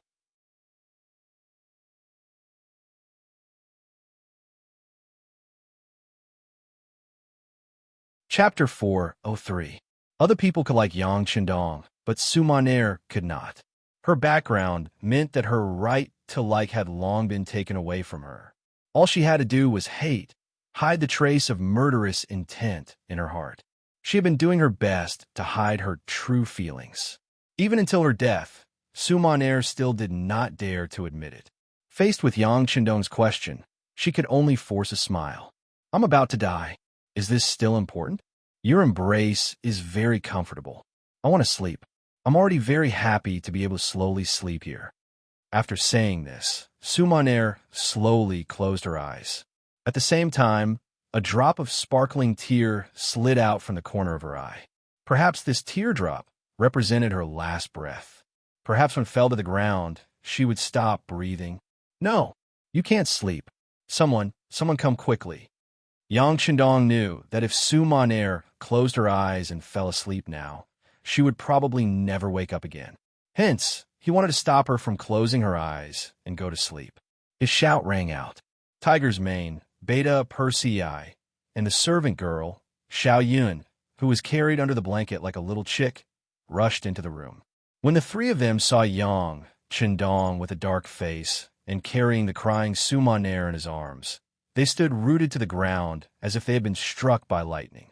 They did not know what had happened and why they had seen such a scene. Tiger's mane and Beta Persei, in particular, were actually a little anxious at this moment. This was because this was the first time they had seen such a terrifying expression on the young master's face. It was as if he was going to eat a living person. Quick, go find a doctor. Find a doctor who can treat poison. Miss Su is injured. She was hurt by the poisonous hairpin. Go quickly. Yang Chendong, who was almost shouting these words, stretched out his right index finger and pointed outside the door. Oh, Tiger's mane and Beta Persei both agreed readily and turned to leave. At this moment, a weak voice sounded in their ears. Miss should be fine. Not only did Hu Meng and Yang Er, who were about to leave, stop in their tracks, but even Yang Chendong, who looked like he wanted to eat someone, and Su Maner, who was in his arms, widened their eyes at this moment. They looked at the maid, Xiao Yun, who was about to be ignored. Noticing that everyone's gaze was on her, Xiao Yun felt a wave of panic in her heart. She actually lowered her head in fear under such gazes. Raise your head and repeat what you just said. Yang Chendong's voice suddenly rang out, rushing towards Xiao Yun's ears like thunder. Under such a shout, even Beta Persei, who had always had a thunderous voice, felt a sense of inferiority. However, no one cared about the volume of the voice at this time. Instead, they all looked at Xiao Yun, waiting for her answer. Xiao Yun was also frightened by the thunderous voice. She had no choice but to raise her head again. Using her still weak voice, she asked, May I ask if the hairpin that injured the young miss is the one in your hands? That's right, what's wrong? Yang Chendong instinctively responded, then asked in a deep voice. At this time, he didn't notice that his usual confidence had long disappeared. Now, He was just an ordinary man who was swayed by his feelings. Ah, it really is. Then there's no problem. This hairpin is not poisonous. Only that hairpin is poisonous. When she heard Yang Chendong's clear answer, Xiao Yun couldn't help but speak with joy. Not poisonous? How do you know? Yang Chendong still didn't believe her. Sumaner, who was in his arms, had a slight change in her expression, but no one paid attention to her at this time. It's like this, Xiao Yun was honest. She answered whatever Yang Chendong asked and was extremely cooperative. The hairpin that fell on the ground was given to us by someone else. It was already contaminated with a huge poison. The hairpin in your hands is slightly small, but Miss asked me to prepare it. She said that if things didn't work out, she would use this hairpin to commit suicide. But how could I let Miss die?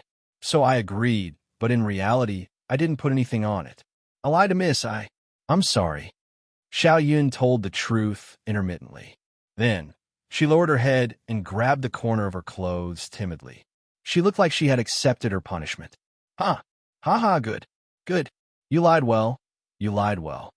After Yang Chendong understood everything, he actually laughed out loud.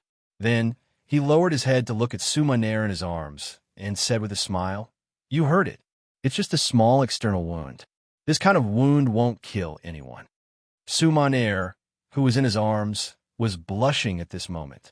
The moment Xiao Yun said that she wouldn't die, she already had a faint feeling. Now that the truth was out, she didn't know if she should be resentful or glad. Thinking of how she was still hiding in Yang Chendong's arms, looking so delicate and weak, how could she not be ashamed to see others? Sumaner closed her eyes tightly, but her long eyelashes kept blinking.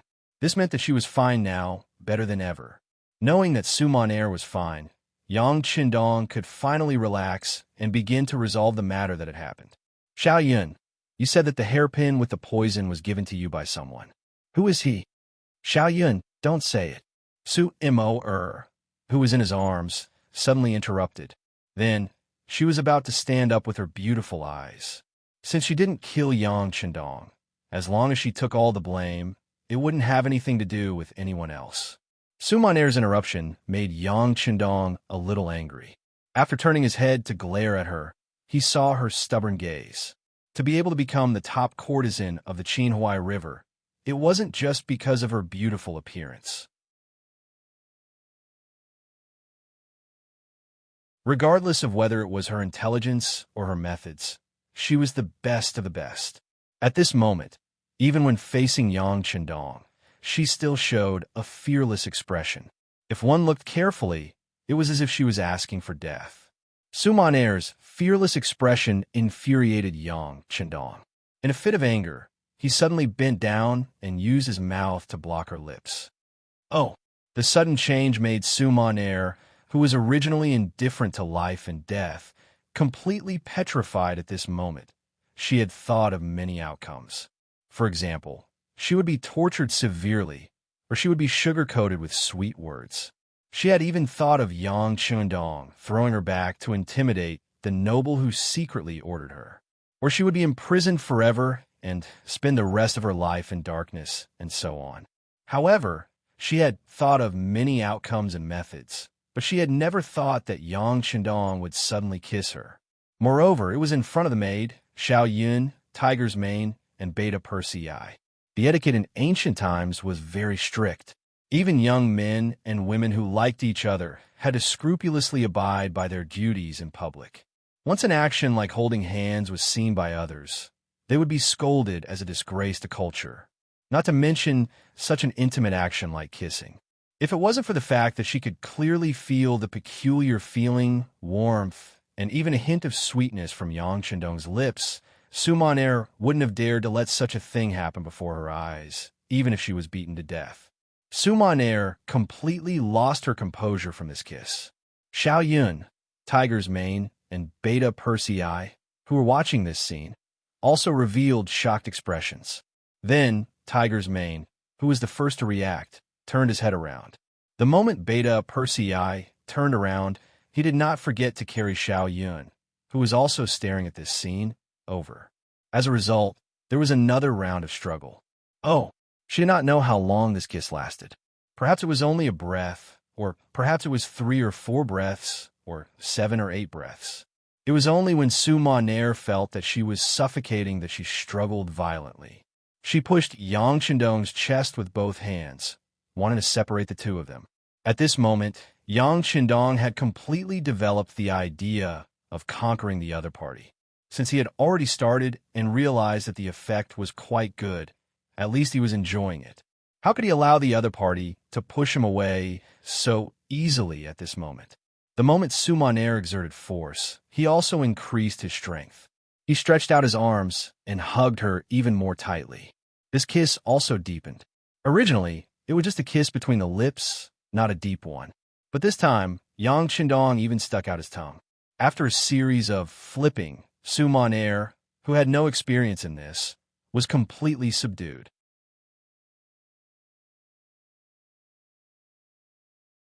From the initial intense resistance, it turned into limited resistance. After that, there was no resistance, and then there was some cooperation. All of this could be said to be based on instinct. This time, it took even longer. Tiger's mane and the other two had already left at some point in time. The sky outside seemed to have darkened. A wave of pain came from her body. The two of them had completely become one. Yang Chendong had been at Miss Su's place for an entire afternoon. He did not even appear during dinner. In the backyard, after tidying up, Hu Yin and Madame Shui guessed what had happened while waiting. The two of them looked at each other, and it was hard to tell what had happened. Yang Chendong's excellence could be seen by almost everyone, and he was so young. It was a blessing to marry such a man. It was the beginning of happiness, the source of joy. However, at the same time, there were pros and cons. Marrying such a man was destined to not share alone. Hu Yin and Madame Shui were already prepared for this. When Su Monair first appeared, they already had this feeling. They just did not expect things to drag on for so long. "All right, sister, let's eat first. Your husband won't be able to come." Hu Yin smiled sweetly. She had already returned to normal. She waved her hand, and the delicacies were immediately placed on the table.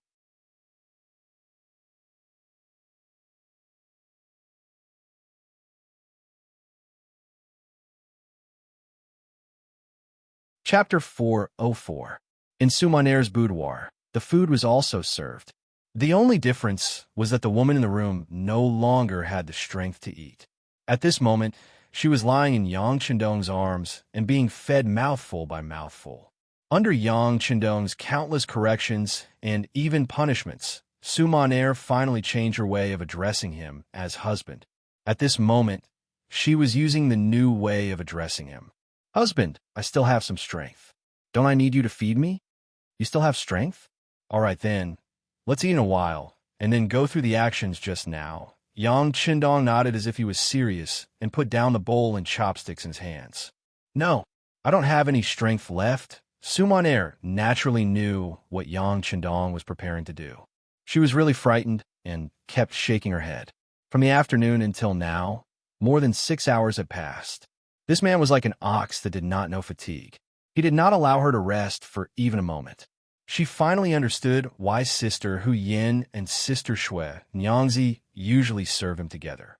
This man really seemed to have endless strength and energy. No one would ever know what his background was. Seeing that Su Monair was begging for mercy, Yang Chendong then said with an uncomplaining expression, "Since you don't have any strength, then let your husband feed you." But you will spoil Monair like this," Su Monair said shyly, but her face was brimming with a happy smile. "I want to spoil you. You have indeed suffered too much in the years that I didn't know you. From now on, you will live the rest of your life without worrying about food and clothing. The happiness that you didn't have in the past will be given to you in double. You only need to accept it and don't reject it anymore, okay?" Yang Chendong looked into Su Monair's eyes seriously and said affectionately. There were tears in Su Monair's eyes again. She thought about her previous life. When she was young, she took refuge and had no one to rely on. When she grew up, she had to learn some skills in order to survive. In order to do better, she studied day and night. Later on, when she had a certain reputation, she had to deal with all kinds of men. Sometimes, when she met difficult customers, she would be mentally and physically exhausted. Many sleepless nights because of this. She did not even know what her future life would be like. Would she be like the other older sisters and find a rich man to marry, and then be trapped in a courtyard for the rest of his life? At that time, he was like a small boat floating on the sea, not knowing where his next destination was. Where is the hope of life? What would happen in the future? However, things were different now. She had a husband who loved her dearly. Most importantly, this man was very outstanding. He seemed to be more outstanding than all the men she had met before. Now that he was treating her so well, she really felt like she couldn't find her bearings. Husband, can you really always treat me well like this? Sumaner couldn't believe everything in front of her eyes. She was a little worried about her gains and losses. Of course, I will always treat Monair well. You can rest assured. Yang Qindong chuckled. At this moment, in his eyes, the Sumaner who was bold, wise, and even tolerant had long disappeared. Instead, it was replaced by a petite and lovable woman. But no matter which one it was, he liked her very much. Under Yang Qindong's service, Sumaner ate some food. When the sky was completely dark, the two of them lay on the bed again. However, this time, the two of them didn't do anything. This was naturally the result of being considerate. Because of this, Sumaner, who felt that Yang Qindong's body had begun to change, said embarrassedly, "Husband, why don't you go look for Sister Hu Yin and Sister Xuanyangzi? Don't let yourself suffer because of me." "How can it be suffering? I'm willing to be with you. Moreover, this is the first night that the two of us have truly spent together. Of course, I have to accompany you." Monair, don't be embarrassed. Why don't we talk?" Yang Qindong hugged Sumaner in his arms and said softly. Sumaner nodded lightly and moved her head closer to Yang Qindong's arms. She twisted her body slightly and felt that she was in a comfortable position. Then, she opened her mouth and said, "Husband, you said that you know everything about Monair. Is that true?" "You can say that." Yang Qindong nodded. "I know that you were originally born in a big family. You have a very powerful grandfather called Su Cheng. He was once the left assistant minister of the Ministry of Rights in the capital of Nanjing." After Yang Qindong told her everything that he knew, it was Sumaner's turn to talk. Perhaps she was unable to mention these things to others. Now that she could finally open her heart and continue talking, she might as well tell him everything. In the end, without waiting for Yang Qindong to ask, she told him the reason for staying here and the mission clearly. Sumaner's grandfather was Su Cheng. When Su Cheng was sentenced to death, the Su family became a thing of the past. As the only living bloodline member of the Su family, Sumaner had a wish since she was young, and that was to redress the Su family's reputation. For this goal, she was even willing to give up everything, including her body and her only life.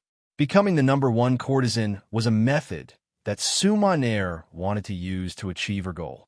She wanted to use her beauty to build a network of connections and then use those men who had taken a fancy to her to help her achieve her goal. However, as she came into contact with more and more people, her mind became more and more mature. She realized how naive her thoughts were.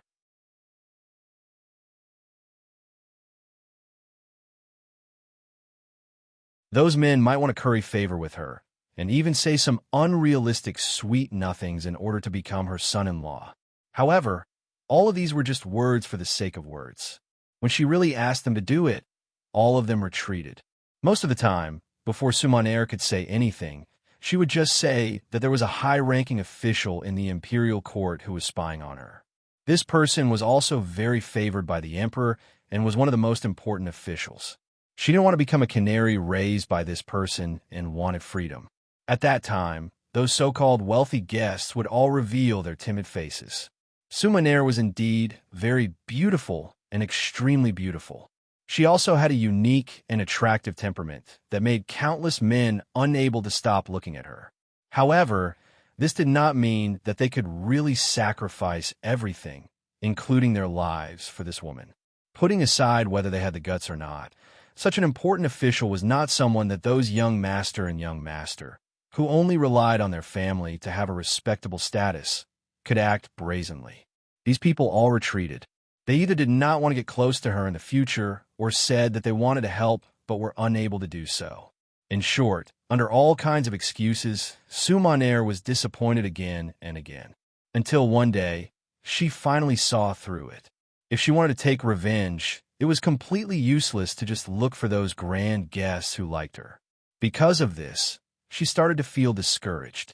She even had the thought of leaving this place and finding a place where there was no one to live out her life alone. Suddenly, a group of mysterious people appeared and brought her to a completely unfamiliar place. Sumaner, who thought that she had been kidnapped, once thought of committing suicide to keep her chastity. The other party's leader suddenly said, "Do you want to die? Don't you want to take revenge for Su Chung?" With just one sentence, Sumaner's will to die disappeared. Then, there was a deal to complete the mission and redress the Su family's name. Who is this person? Is it Ingzong? When Yang Qindong heard this, a cold glint flashed across his eyes. Anyone who wanted to take his life would have to be prepared to be killed by him instead. No. Out of Yang Qindong's expectations, Sumaner shook her head and denied his idea. With their current relationship, Sumaner naturally would not lie to Yang Qindong. Therefore, when she said no, the sixth young master, who believed that he could see through everything, was a little surprised. Then who could it be? Could it be that it has nothing to do with Ingzong? Yang Qindong still said with some disbelief. It was not that he did not believe Sumaner, but because he believed in his own judgment. There is some connection. At least Ingzong sent someone here before. I can see that he has taken a fancy to me and wants to take me in. But ever since that person came to talk to me, the Emperor did not send anyone here. I don't know if this counts as a connection. Sumaner was very smart. From this action, she managed to deduce a clue related to Ingzong Zhuqizhen. In that case, there is indeed some connection. At least it proves that he should know about this matter. That's right, you haven't found him yet. Who is that person? I don't think his position is too low. Otherwise, you wouldn't believe that he can redress your Su family's name. Yang Qindong nodded. He agreed with Sumaner's deduction, but he was very curious about the identity of the person who took the initiative to speak up. Without making Yang Qindong wait for long, Sumaner opened her cherry lips and said, "He is Minda." Minda? Commander of the Embroidered Uniform Guards. After Yang Qindong heard the name, he immediately said this person's official position. That's right. Sumaner was not surprised at all. Yang Qindong could be so highly regarded. If he even knew about Minda, she would feel that it was strange. Minda, commander of the Southern Ming Embroidered Uniform Guards. It was just a third-rank official position. And when this Embroidered Uniform Guards was mentioned, everyone's first reaction would probably be that they were arrogant and domineering. In reality, the Embroidered Uniform Guards did indeed have a lot of power. The Embroidered Uniform Guards wore tuxedos and had embroidered spring swords at their waists. A sentence like "Embroidered Uniform Guards are handling a case, pedestrians should give way," would probably scare many people. But how powerful was this arrogant commander of the Embroidered Uniform Guards? First of all, in terms of official position, the commander of the Embroidered Uniform Guards was only a third-rank official. His official position was not that high.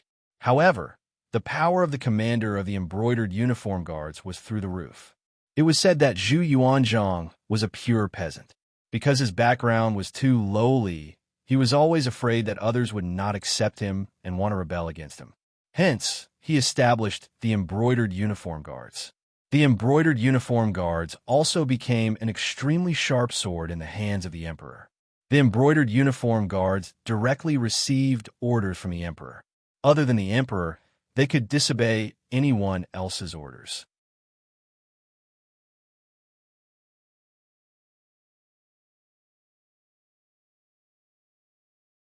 Chapter 405. The authority of the Embroidered Uniform Guard could be said to be a combination of the Ministry of Justice, the Supreme Court, and the Imperial Censorate. They had their own jails, investigation, arrest, and interrogation rights. They directly took orders from the Emperor and could arrest anyone, including relatives of the Emperor, and conduct secret interrogations. No matter if you were a prime minister or a king, As long as you were targeted by the embroidered uniform guard, they would have all sorts of methods to destroy your family. At the start of the Ming Dynasty, Zhu Yuanzhang's prime minister, Hu Weiyong, was extremely powerful, which made Zhu Yuanzhang wary of him. And the mission of pulling out this nail fell on the shoulders of the first commander of the embroidered uniform guards, Mao Xiang. Mao Xiang, as the commander of the embroidered uniform guards, was also very iron-blooded. He thoroughly investigated Hu Weiyong's case, which involved tens of thousands of people and had a huge impact. Unfortunately, after Mao Xiang completed Hu Weiyong's case, Zhu Yuanzhang killed him to appease the public. As Mao Xiang's successor, the second commander of the embroidered uniform guard, Jiang Xian, also did an earth-shattering case, which was the case of Blue Jade. Unfortunately, he followed in the footsteps of his predecessor and was executed by Zhu Yuanzhang after the Blue Jade case. The commander of the embroidered uniform guard had the North and South guards under him. The North and South guards had 5 guards under them, and the commanders were called Qianhu, Baihu, Zongqi, and Xiaoqi. Normal soldiers were called lieutenants and strongmen. The embroidered uniform guard usually had around 1,000 soldiers, and at its peak, there were around 60,000 of them. In the history of the Ming Dynasty, the embroidered uniform guard was something that the officials of the imperial court feared. They were afraid that if they said something wrong, they would be locked up in the embroidered uniform guard's jails. The embroidered uniform guard could be said to be the emperor's killing weapon, and the birth of this organization itself was crowned with glory. To a certain extent, they represented the emperor in handling cases, and their power was evident. Furthermore, the embroidered uniform guard had a complete judicial system and intelligence system, and it was simply heaven-defying. It was because the embroidered uniform guard had too much power that it became something that some people feared. Naturally, it also became something that some people wanted. When Wang Zhen was still alive, he had stretched his hand into the embroidered uniform guard and asked them to handle many personal matters for him. Because of this organization became impure. Everyone wanted to arrange people here, and it was far less powerful than it was at the beginning of the Ming Dynasty. At the very least, Yang Qindong wasn't afraid of this department. In fact, he had been an official in the Imperial Secret Service before. However, to many officials and commoners, the embroidered uniform guards were still a lofty existence.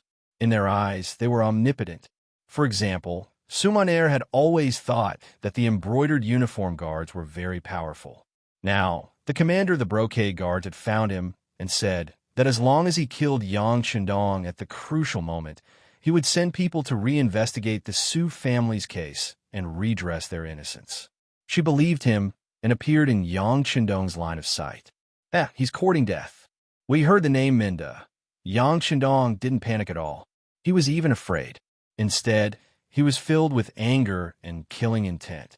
Since this person wanted to jump out of the stage, he better not let himself touch him. Otherwise, he would definitely chop off his head and kick it like a ball. All right, does Guaning know your mission?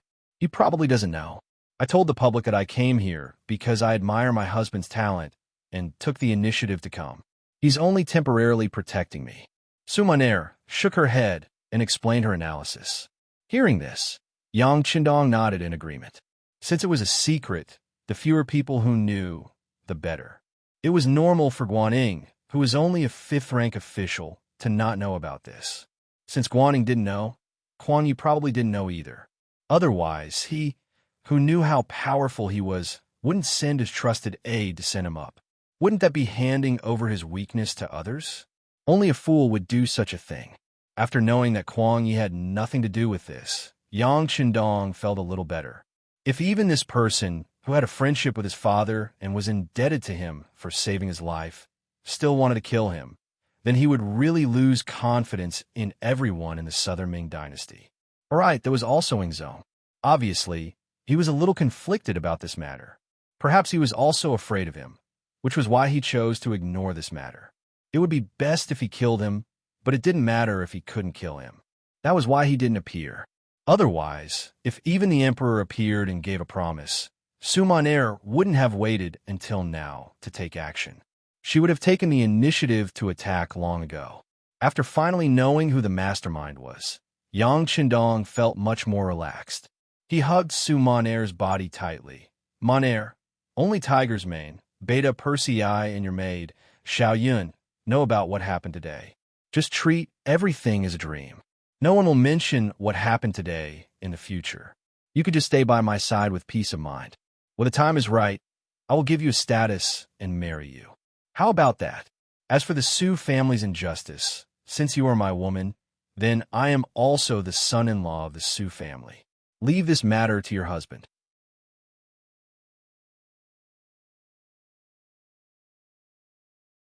I will definitely give you a satisfactory explanation. How about that? Husband. Su Monair started crying again. She was still moved to tears. This kind of thinking of her, in all aspects, melted Su Monair's heart. She didn't know why, but she actually said, "Husband, you're still thinking about it, right? Why don't you let me serve you?" "Oh, you still have the strength," Yang Qindong said in surprise. Not long after, the sound of spring echoed in the boudoir again. Su Monair had become one of the 6th young master's women. This matter had become a secret for the time being. Only the 2 madams, Tiger's Mane, Beta Persei, and the first guard team knew about it. The reason why it hadn't been made public was that Yang Qindong wanted to numb his opponents. Yang Xie still needed a large number of people and military strength to continue developing. Before they met the conditions, they couldn't fall out with the Ming dynasty for the time being. Because of this matter, Hu Yin and Lady Shui had both comforted Su Monair. They said that their husbands seemed to be able to go anywhere in the world, but in reality, there were too many restrictions. Even in the southern Ming dynasty's capital, there were still 2 madams. Their husband had to take care of all of this. Su Monair's matter could only be suppressed for now. This was also because Yang Qindong only told Hu Yin and Lady Shui that Su Monair was sent by the southern Ming emperor to spy on him. It was only because of love that she chose to tell him everything. He didn't say anything about Su Monair's actions because he didn't want the madams to have any knot in their hearts. Su Monair's first thought was to redress the Su family's reputation. As for other matters, she didn't care. As long as Yang Qindong treated her well, everything would be fine. Su Monair's matter had been temporarily resolved. If the Su family's matter wanted to be resolved, they needed an opportunity. They couldn't be too hasty. The first thing they had to resolve was the matter in front of them. After Lizhou Prefecture became an empty city, Yang Qindong ordered a large fire to burn down more than half of the place. To the outside world, it was said that it was done by the remnants of the Huang bandit army. This way, many facts could be covered up. For example, the disappearance of a large number of people could be considered an explanation. After the fire in Lizhou, the people who should have left had to leave. On a flat beach near the sea, Yang Qindong personally sent everyone off. Among them were Su Monair and her maid, Xiao Yun. Since the Huang bandit army had been destroyed, logically speaking, Su Monair should have taken action. However, now that Yang Qindong was fine, this woman had to disappear. At the very least, she had to make sure that Minda couldn't find her. Based on the embroidered uniform guard's way of doing things, it didn't seem safe to leave her anywhere. In the end, they decided to send her to Qiqian City. In Yang Qindong's words, it was to let her go there to relax. In addition, she could better display her abilities and capture the Qiqian City military's song and dance troupe. This was an outstanding troupe that served the army. If used well, it would be of great use outside of the war. Just based on this, it was worthy of Yang Qindong's attention. To Su Monair, it was a little cruel to be separated after just being together. However, she also knew that regardless of whether it was her own matter or her husband's matter, they were all important matters. In comparison, her small matter was nothing. Su Monair agreed. She didn't cry or make a fuss. She only gave Yang Qindong a long kiss in front of Hu Yin and Lady Shui. This was also a way to declare her sovereignty, telling them that she had truly become Yang Qindong's woman. Gao Xiong and Zhu Fangyong left by boat. Yang Qindong didn't go with them to Ryukyu Island. Although he had always wanted to see the changes there, he didn't do so in the end. He knew very well that his mission hadn't been completed. Although the Huang bandit army had been eliminated, Yu Yin and Yu Lai were responsible for the Yunnan incident. Because the Great Ming Dynasty was now divided into the Northern Ming Dynasty and the Southern Ming Dynasty, many changes had occurred that were different from history. Yang Qindong wanted to interfere in Yunnan's matter and had to do so. However, there was a big difference between being asked for help and taking the initiative to help. If he was too proactive, it would inevitably make people think that he had other thoughts. This would be extremely disadvantageous for what was to come. What he needed to do now was wait. Wait for Yingzong and the Southern Ming court to be unable to hold on. Naturally, someone would come forward to ask for his help. Right now, he had only sent Huang Yuliang's head to Gaozhou Prefecture. At the same time, he brought more than 8,000 soldiers.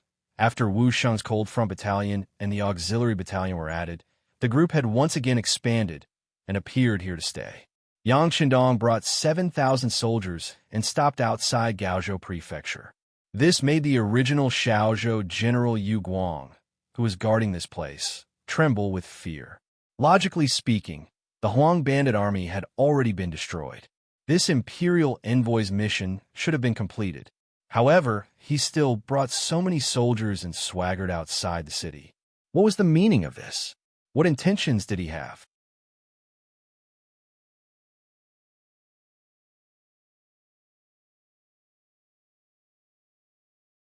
Chapter 406.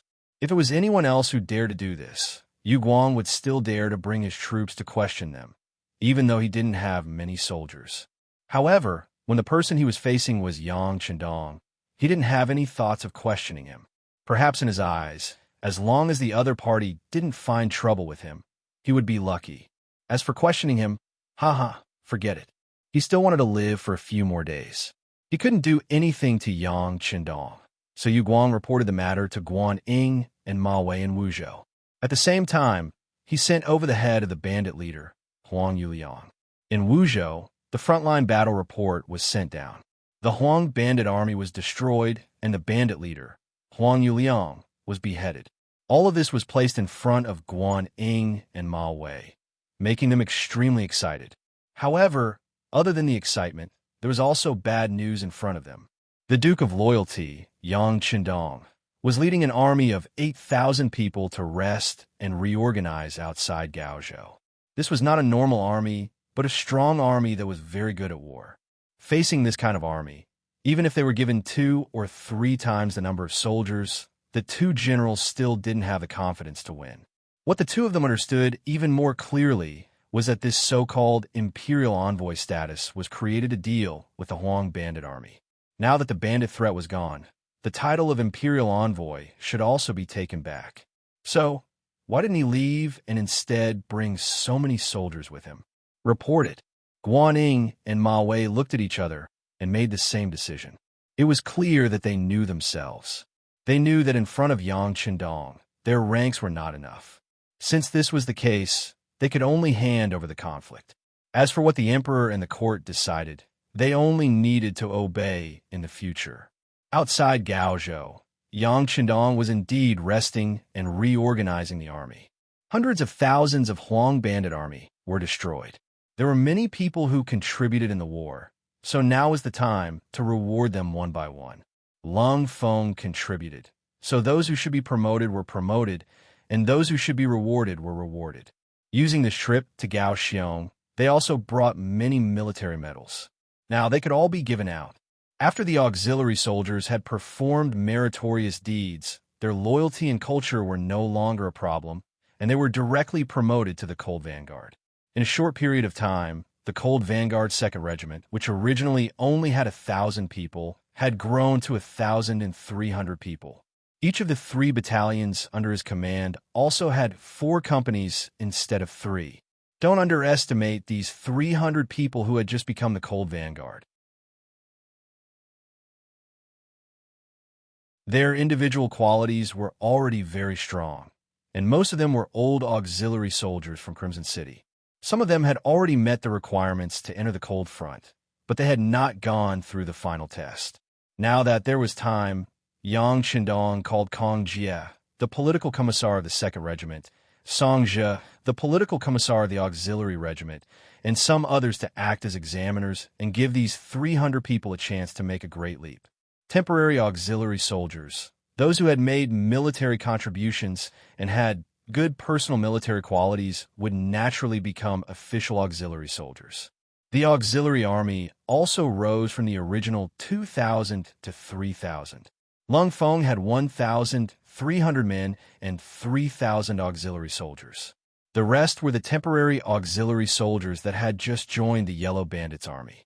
They also had the largest number of people, reaching close to 4,000.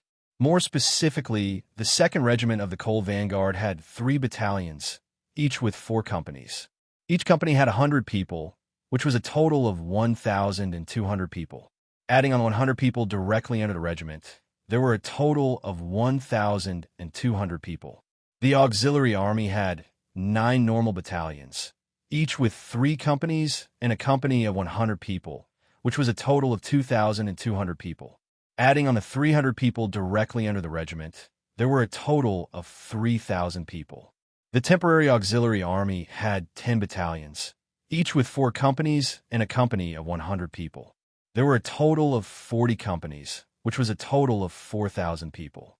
The initial 3,200 people had grown to over 8,000 people. Their overall strength had more than doubled. This was the growth rate of an army in a state of war. War was the best way for soldiers to advance, and at the same time, it was the best whetstone for an army that had been through hundreds of battles. The rest and reorganization work was still ongoing. After all, with so many new battalions and platoons, there was a need for suitable officers to take up their positions. How were these people's individual strengths? Did they have the ability to command? Were they able to unite their comrades? How was their loyalty? They had to be tested one by one. While the Yang family army was reorganizing, the southern Ming capital's royal palace in Nanjing was also bustling with activity. The chaos in Guangdong had been resolved. The Huang bandit army had been destroyed, and the head of the bandit Huang Yuliang had been beheaded. The head had already been sent to the Ministry of War for verification. Logically speaking, this should have been good news. The Southern Ming dynasty had not been established for long, and its internal affairs had not been completely stabilized. However, there were 2 huge wars in succession, causing the treasury, which was not full to begin with, to become much emptier. For this matter, Empress Qian had already begun to live frugally in the imperial harem. Although the effect was not great, it represented a signal that even the imperial family was living frugally. These officials naturally had to do something, and by following their example, they could save some money. With one less person on both sides, the Southern Ming dynasty should be relieved. However, because of the news that Yang Qindong had stayed outside Gaozhou's prefectural city to rest and reorganize, all of the officials, including Zhu Qizhen, could not remain calm. If the Huang bandit army was a poisonous snake that was very clingy and could even injure people, then Yang Qindong was a fierce tiger that had come down the mountain. The danger he posed was far greater than the former. Such a ferocious tiger did not immediately return to the mountain after eliminating the poisonous snake. Instead, it stayed behind. This inevitably made people wonder if this move was an act of inviting trouble to oneself. If this troop did what Huang Yuliang did previously, it was likely that with the current military strength of the Southern Ming Empire, it would be difficult to restrain them. If that was the case, wouldn't the country's foundation be shaken? Minister Kuang, although you did out of kindness and put in a lot of effort for this matter, now that that person has come and is not leaving, how do you explain this? The first person to make things difficult for Minister Kuang Yi was the Minister of Rights, Liu De. His brother-in-law had lost all face in Hangzhou, and at that time, it was Kuang Yi who had upheld justice. Although his brother-in-law was in the wrong, and Kuang Yi had explained it afterward, on the surface, Liu De had not pursued the matter. However, could what had happened really be forgotten? He did not speak because the conditions were not right. Now that he had the opportunity, why would he be polite? The spearhead of the attack was pointed directly at him. Following Liu De's words, Imperial Censor Shang Lu also stood up to point out Kuang Ye's faults. This subject impeaches Minister of War Kuang Yi for failing to recognize the talents of others.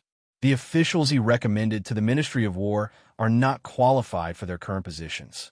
Among them are, Shang Lu opened his mouth and read out a bunch of names. Some of them were generals who had lost in the Battle of Yunnan, and some were newly promoted after the reorganization of the various guards. However, some were young generals who lacked experience. Because of the rebellion, the importance of the Ministry of War was fully displayed. As the boat rose, Kuan Ye's power also increased. Many Yamans had to obey his orders unconditionally. With more power came more responsibility. There were more things to manage and more things to do. Naturally, there were more people to offend. Originally, the existence of the 6 ministries was a place of checks and balances. Even if some departments had more power, it would be limited.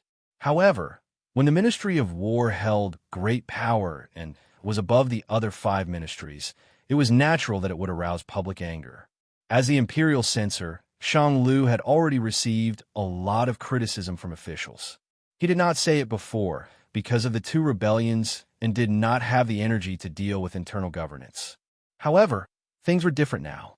The chaos in Guangdong had been resolved, which meant that there was one less hidden danger.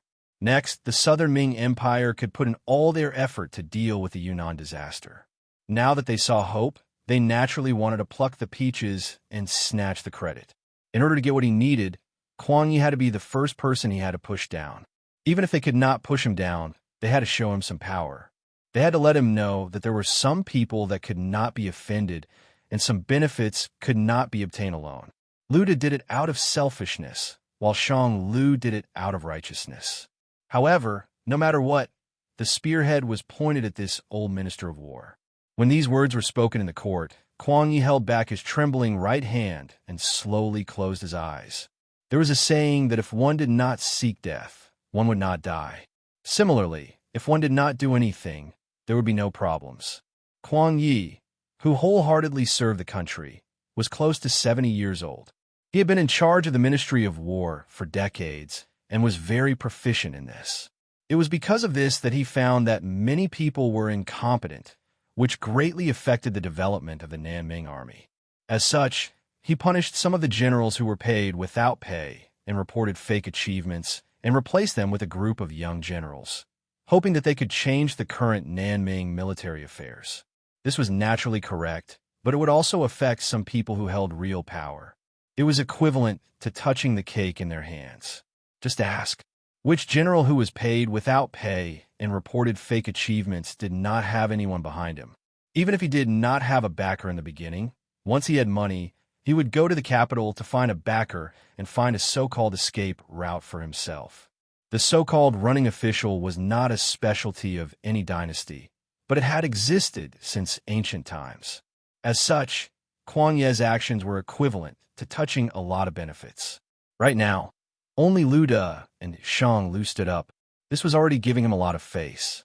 This was also because he did not go overboard when he made his move.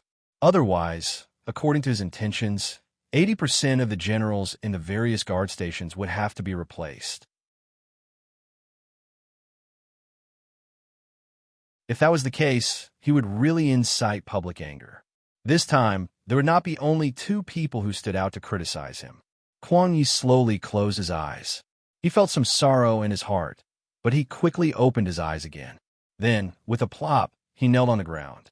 "Your Majesty, this official is old and has been unable to sleep at night recently. I beg your Majesty to take pity on me and allow this old official to retire and return to his hometown."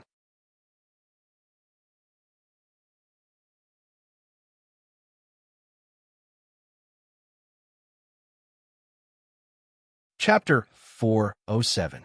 Kuan Yi fought back against the accusation. He didn't try to explain himself, nor did he try to claim credit for himself. Instead, he simply said, "I quit. I don't want to serve you anymore." Zhu Qizhen, who sat on the golden dragon throne, watched all of this in silence. After the Tumu incident, Zhu Qizhen's mind had matured greatly. At least, he could see the current situation clearly. Everyone thought that Kuan Ye's behavior had been too excessive and that he had too much power. They wanted to work together to attack him. How could the emperor not know that his subordinates were divided into factions? However, most of them just turned a blind eye to it. After all, only when there was fighting could the emperor's importance be seen. Only then could he find a way to balance things out. In fact, not only the officials, but even the emperor, Zhu Qizhen, had received many secret reports from the embroidered uniform guards and the Eastern faction guards. Most of the reports were about who the Minister of War had met, who he had taken down, and who he had recommended. Because war was imminent, there were times when things were urgent. Usually, Kuang Yi would do things first before submitting a memorial to the emperor to explain the whole story.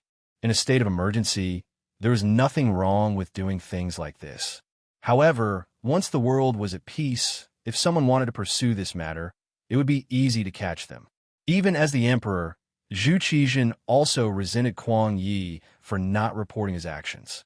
Sometimes he would wonder if this old minister still had him, the emperor, in his eyes. This kind of official should be taught a lesson. If even the emperor thought this way, it was no wonder that Kuang Yi could only choose to retire under the criticism of everyone. He wanted to teach Kuang Yi and the other officials a lesson. In addition, the Guangdong rebellion had been resolved, and the pressure on the Ministry of War had lessened. Zhu Qizhen weighed the pros and cons in his mind and said, "Since Minister Kuang's health is not good, you should rest in the capital for a while. I will arrange for an imperial physician to treat you. As for the Ministry of War, I will leave it to the left assistant minister, Wang Ji, to handle." Unexpectedly, Zhu Qizhen agreed. He didn't make any excuses. When the other ministers saw this, some were happy, some were excited, and some were disappointed. But no matter what he thought, now that Kuang Yi had spoken, it was impossible for him to continue holding power in the Ministry of War. The only thing he could do was to kneel down and thank the emperor. Wang Ji, one of Kuang Ye's deputies, had also stepped forward to kneel and express his thanks. But in reality, the two of them had never shared the same thoughts and ideals. Even during the chaos in the South, this left assistant minister had always been a spectator, sometimes even playing some small tricks to make things difficult for this old minister, secretly stirring up trouble. This kind of person who failed to accomplish anything but was good at spoiling things often had a special characteristic, which was that he was especially good at uniting people. He was also very good at grasping the weaknesses of human nature. It was also because of this skill that he was often the roly-poly in the officialdom. He often took care of the interests and feelings of others when doing things, which also made him very popular. That was why he was able to secure the position of left assistant minister under Kuang Yi. Now that he had the chance, he really soared into the sky. With Kuang Yi recuperating and Wang Ji stepping out, the disputes in the court finally came to an end. Kuang Yi, with a lonely expression, left court early, leaving behind the other ministers to discuss the next step. Wang Ji had just taken office, so he naturally had to perform. He knelt on the ground, and in a few words, he found a solution to the matter ahead. "Emperor, in my humble opinion, the Yunnan matter can be solved through the art of travel," Wang Ji, who had already stood up, said confidently. "What is the art of traversing?" Zhu Qizhen asked with great interest as he sat high up in his seat. "In my opinion, we can first appease and reward them. Appease a land called Jiaoji. We can send envoys to contact them and recognize their position as the country's sovereign. We can use marriage to stabilize their hearts. When the time comes, as long as the Jiaoji forces retreat, the king of Minzhuang and the others will naturally be weakened, and we can defeat them in one battle. Reward them equally.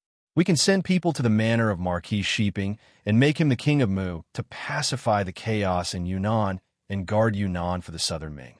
With such a great favor, we don't have to worry about them not doing their best.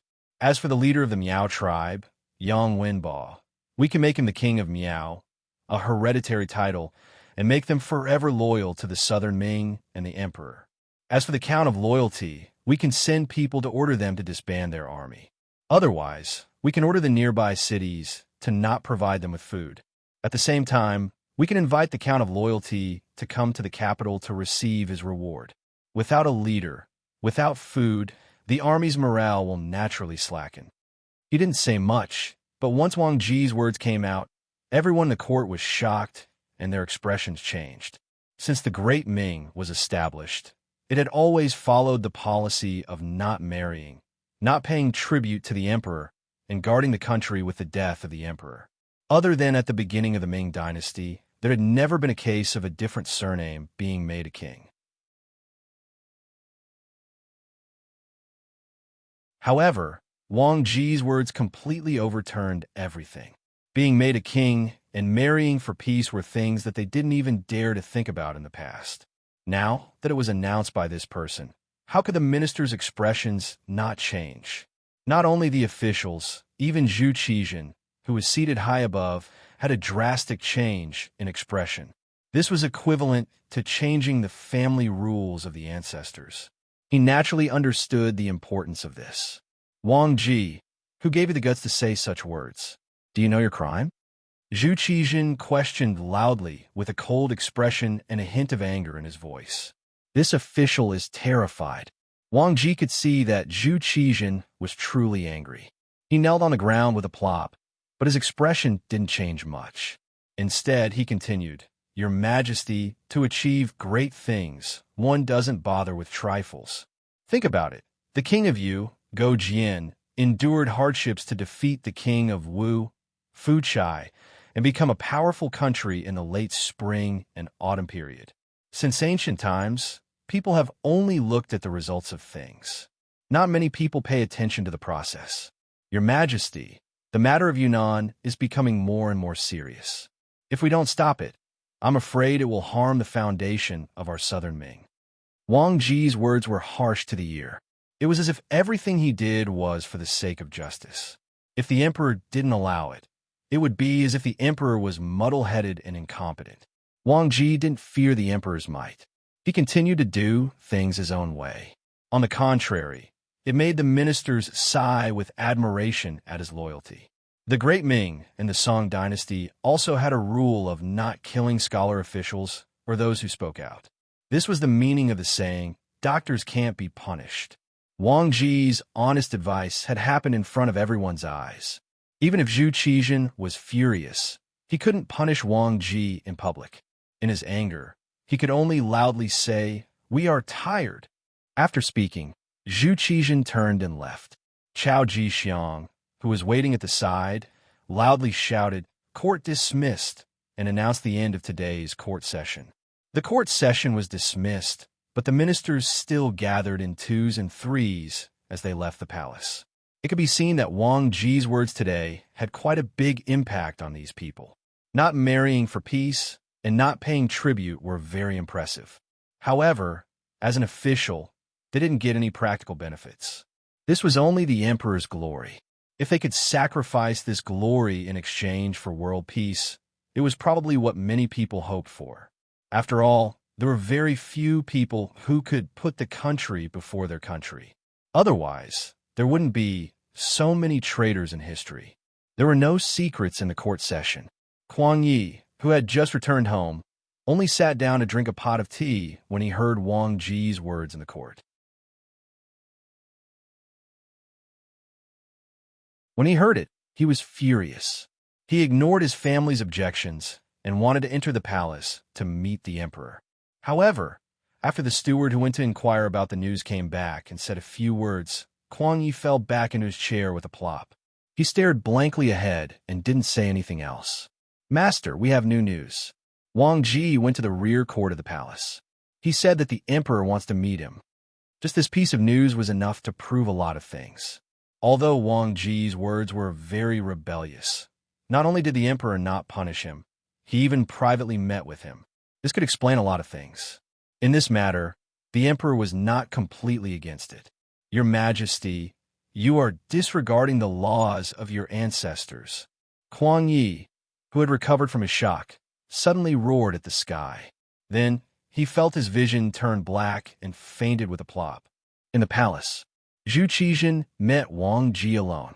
When only Zhu Qizhen, Wang Ji, and Chao Jixiang were in the side hall, Ying Zong suddenly roared with a furious expression.